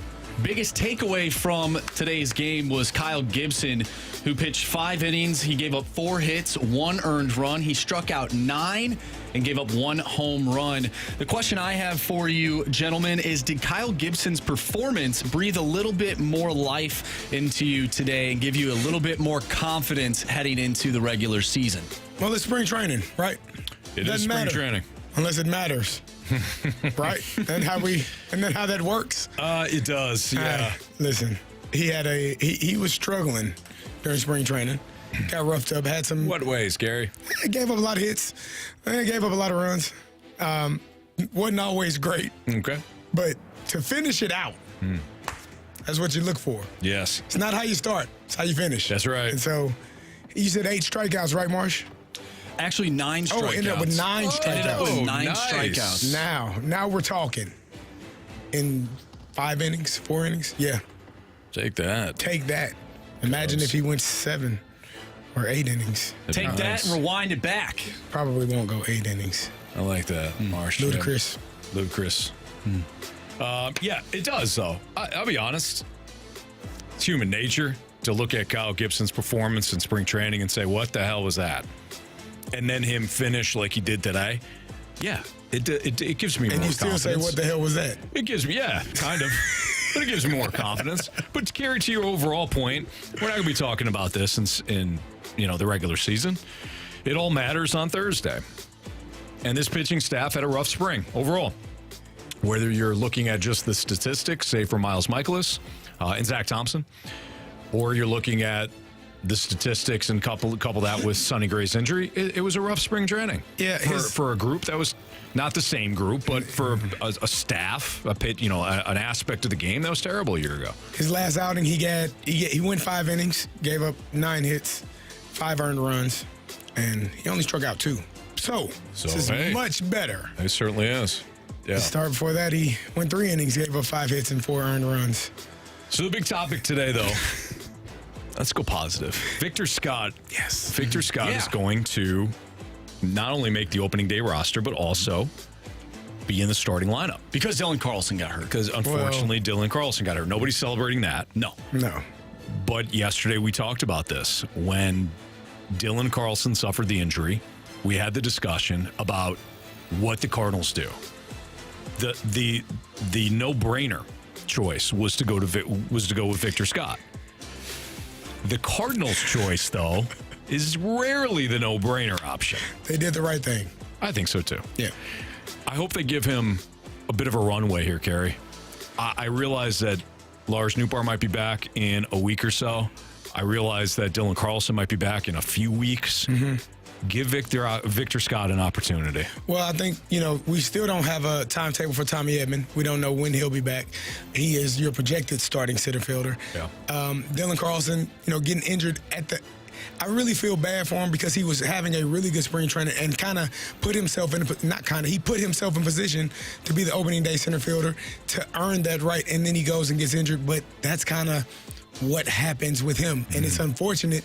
It's not like he's trying to get injured. It's not like he's looking for injuries. It just, some people are that's how their bodies are. They just find ways to get hurt, and it feels like that's for him. But Victor Scott getting that opportunity, I agree with you. I hope he does get some runway. Be allowed to make some mistakes here or there. Be allowed to, maybe not hit right away, because I think the defense is going to, be able to transition. We've seen that already. But if he's not hitting, give him a little rope to not feel like he has to do such a great job at the plate to start off. Yeah. And he shouldn't have to be looking over his shoulder wondering, am I going to be getting sent back down when Dylan Carlson is healthy? Am I going to be sent back down when Tommy Edman is healthy? Or when Lars Nootbaar is healthy and you want to put him in center and leave Brendan Donovan in left field? Let him play the game, because when you're allowed to make mistakes, do the things the right and the wrong way and figure it out on your own at times, you play the game better. So I hope he does get that as well. We got a text from the 314. Anthony, I recall you saying no way the Cardinals would call up Victor Scott. Perhaps I misunderstood what you said, LMAO. I was probably saying it, believe it or not, with some snark.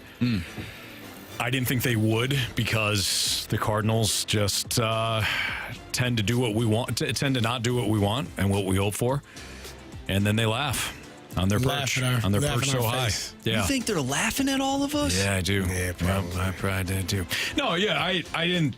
I probably said that in a manner of, there's no way in hell that they're going to do this, because that's what we're chomping at the bit for. I'm glad to be wrong on that. I really am. I want to go back to another a mic drop that we got earlier from Nick, and Nick nailed it. He was talking about the starting pitching, and we were talking about the future of the Cardinals. With all these young players, is the future bright? Are we kind of looking at this next wave of Cardinal baseball? And he brought up the pitching staff. In that same mic drop, though, he also discussed two of the young guys that we talked about, Victor Scott and Mason Wynn, not being like, hey, whatever we get offensively is going to be just fine. Is that an issue? I would answer that question, Carey, with a question by saying, what do you expect the Cardinals to be this season? Because I think some people are like, they just dying for postseason baseball after last year. Right. And I don't blame you. But if you were to take a step back and say, what do I really expect? I do not expect this Cardinals team to match up with the top teams in the National League. You're not in the same hemisphere. Well, so I'd rather see the young players get an opportunity to fail and then have experience. And then next year, and I know nobody wants to talk about next year, right? But next year's going to come no matter what. I would rather see the young guys get some experience like Walker did a year ago, so that maybe when this pitching starts to come through, you do match it up and these young guys are ready to go. I agree. To answer your question, what do I expect? I expect them to win the division and have a chance in the playoffs. Do you, though? In all seriousness. I do. You expect them to have a chance in the playoffs? I think, well, yes, because this is the psychology of the psyche of a professional athlete. We honestly feel like, as long as you're in, anything can happen. Mm-hmm. Like you truthfully believe that, now if I don't get in, clearly I can't win a championship. But if I'm here, well, why the hell what am I here for? It's to win. So the mindset is going to be, they just have to get to the point where hopefully the pitching holds up. It's not getting knocked around or beat around or no injuries, making this season a little bit longer than it needs to be because of that. If they're able to stay healthy, if they're able to perform, and I'm talking about the pitcher specifically, if they're able to do that, this team has a lot of tools, a lot of things that can be really good for this season. Hey, Marsh, did you hear that? Oh, I heard every second of it. Did you get the confirmation? Yeah, Carey, let's all say it on 3. 1, 2, 3. You up? Just get it. Yeah. Oh, I thought we had the confirmation that he got the text. He got the text last night. Oh, he got the you up definitely text. got the text. Oh, it's not just the text. Carey's going to be sending us text messages. He responded. He did. He waited. So, yeah, he didn't want to see. He was like, he did think about it. Yeah. But then he eventually responded with, "Yeah, what you doing? Yeah. WYD. WYA. Carey. Parents aren't home. Yeah. Come on over, St. Louis Cardinals. Wow. Yep. It's Carey. Oh, Carey. This is This is where we all were a year ago. It's 24, we all got man. the text, man. It's 24. You got to believe. That offense was good coming up. You don't even have the offense being great this time Toxic around. relationship. I have them being pretty damn good. The offense at spring training was great. We all got that text, "Hey, you up?" And we all responded, "You know we're up." Well, you all shouldn't have answered that one. Oh, yeah, you answered it too. You're answering it without much this time around. I'm excited. Anthony, if they text you, what are you replying? They know better not to text me. You're not saying anything? I'm just giving them the one emoji, the Winter Soldier emoji. That was so funny. He said, where did you find that? I didn't Type see in that. arm. Changes everything. I didn't see that emoji. Did you? Have you ever seen that? I think I've seen it before. Really? Yeah. Oh, I'm using that for everything now. By the way, do you want to give some context to the listeners? So we got a text message after the Blues game last night from Jamie, and Jamie said, "Guys, I'm just letting you know my voice is shot, and I'm sure you guys all thought the same thing I did. Is there's no way in hell Jamie's coming in tomorrow, and so today, and we all responded like, all right, no problem, and." I say, hey, Carey, hopefully you're feeling better. If you're not, though, Marsh, you just fill up that entire rundown for today's show with Marvel topics and Jack Reacher topics, and we'll be just fine. And Marsh did 3 emojis. Yeah. 2 eggplant emojis and one... Well, all I can describe is one Winter Soldier arm. Yeah, the robotic arm. The robotic arm. And I had never seen that robotic arm before. And I texted back. I said, "Where did you find?" And then I looked. And I go, "I found it." And I said, "This changes everything," and it does. Man. So I'm just going to respond. I mean, no matter what, I'm going to respond on that arm. There you go. I'm so excited. Love it. Yep. All right, we got Bet the Board. I'm on a real bad streak. Do we have a record? Did you do a look at the records? Nah, I got to go over it. Gun. It's probably best that we don't look, share the records, and I mean we're getting down to the nitty gritty, so we'll have those by tomorrow. This is the week, man. This is it. We got today, Wednesday, Thursday, Friday. This is a 4 days. Bet the Board. 3 stars of the day. Criticisms, compliments next.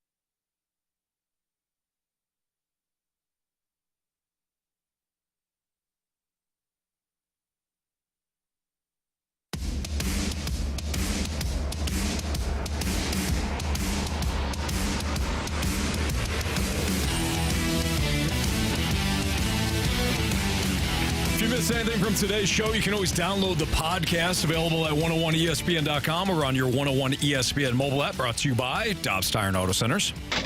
Don't forget, we will be broadcasting live from the Budweiser Brew House inside Ballpark Village next Thursday for opening day. The home opener almost here, and we'll be set up just steps away from Busch Stadium with the opening drive. BK and Ferrario and us, the last lane is what the copy says. Are you kidding me with this? Wow. You know, Riz Show does it. Okay, but the last lane? Wow. Somebody needs to get their ass Somebody kicked. said the Riz Show is part of the reason why we're sick. So they did something. Infiltrated. Yeah. I could see that. But by the way, the F is not even. I mean, it's nowhere near the L on the keyboard. I mean, it's still on the same row, but that's ridiculous. The last lane. Yeah. No. Okay. Anyways, everybody, including us, the last lane. Broadcasting Thursday, April 4th from Ballpark Village. Our opening day broadcast brought to you by Holiday World and Splash and Safari and by Budweiser. All right, time to bet the board, gents. Carey, what do you got? I don't know who's in first place, so just go for it. Golden State Warriors versus the Miami Heat. Golden State is -5 on the road. We need a win, man. You're in the 10th seed, and you're almost not even going to make the playoffs. Playoffs? You just want to win a game. Give me the Warriors, -5. All right. I'm going to take Indiana State tonight in the NIT. Yeah. -4.5 against Cincinnati. Kareem Abdul-Jabbar. Yes, the Sycamores. Located in Indiana. Oh, really? Yeah. What city? No idea. All right. I do know. I can't think of where it is, though. You're taking the money line? No, I'm taking a -4.5. -4.5. Yeah. Anthony, I am actually going to look at the text line today. We got a text from the 618.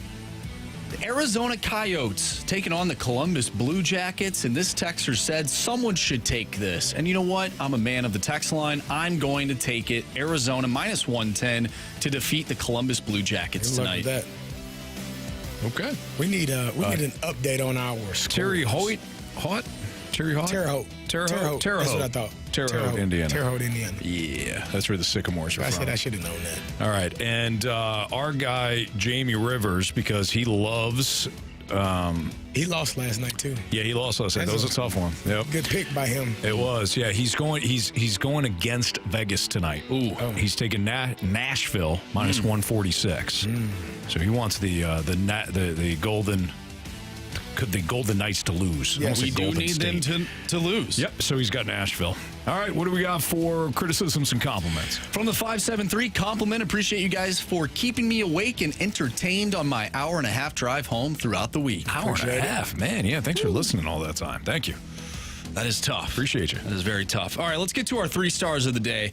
Our 3rd star of the day is going to go out to a guy that had a stellar performance today at spring training for your St. Louis Cardinals, and that would be Kyle Gibson. Yeah, Gibby. Woo. Sin. Hopefully we see more performances like that throughout the year. No doubt. Can we call him Gibby? I don't think we should. Nope, I don't think we should. I don't feel right about it. Our 2nd star of the day is a guy that just got called right back up. He's going to be your opening day center fielder, and that is Victor Scott. Yeah. Number 11, by the way. I like it. Pointed out that the 2 1s make up a 2. Victor Scott the second. I like it. You know what they did? They didn't give him like number 87. No. You know? Give him a real number. Yep. Yeah. And our 1st star of the day goes out to a guy that helped this one team complete the biggest upset in sports history, according to me. And I'm sure a lot of people would agree with that. And that is the United States goaltender of the 1980 Miracle on Ice team, Jim Carey. No doubt. Yep. All right. Appreciate you. Got him. Hey, listen, we got it. Absolutely. Yep. We help everybody out here, including our guy, Marshy. All right, that'll do it for us. We got the Last Minute Blues podcast from 6 to 7 tonight. We'll be back tomorrow at 2 o'clock. Hopefully, our guy Jamie is with us as well, resting up that voice after a long day yesterday and just a long couple of days. For Andrew Marsh, Carey Davis, I'm Anthony Stalter. Again, we appreciate you tuned in. We'll be back tomorrow between 2 and 6 or from 2 to 6. See ya.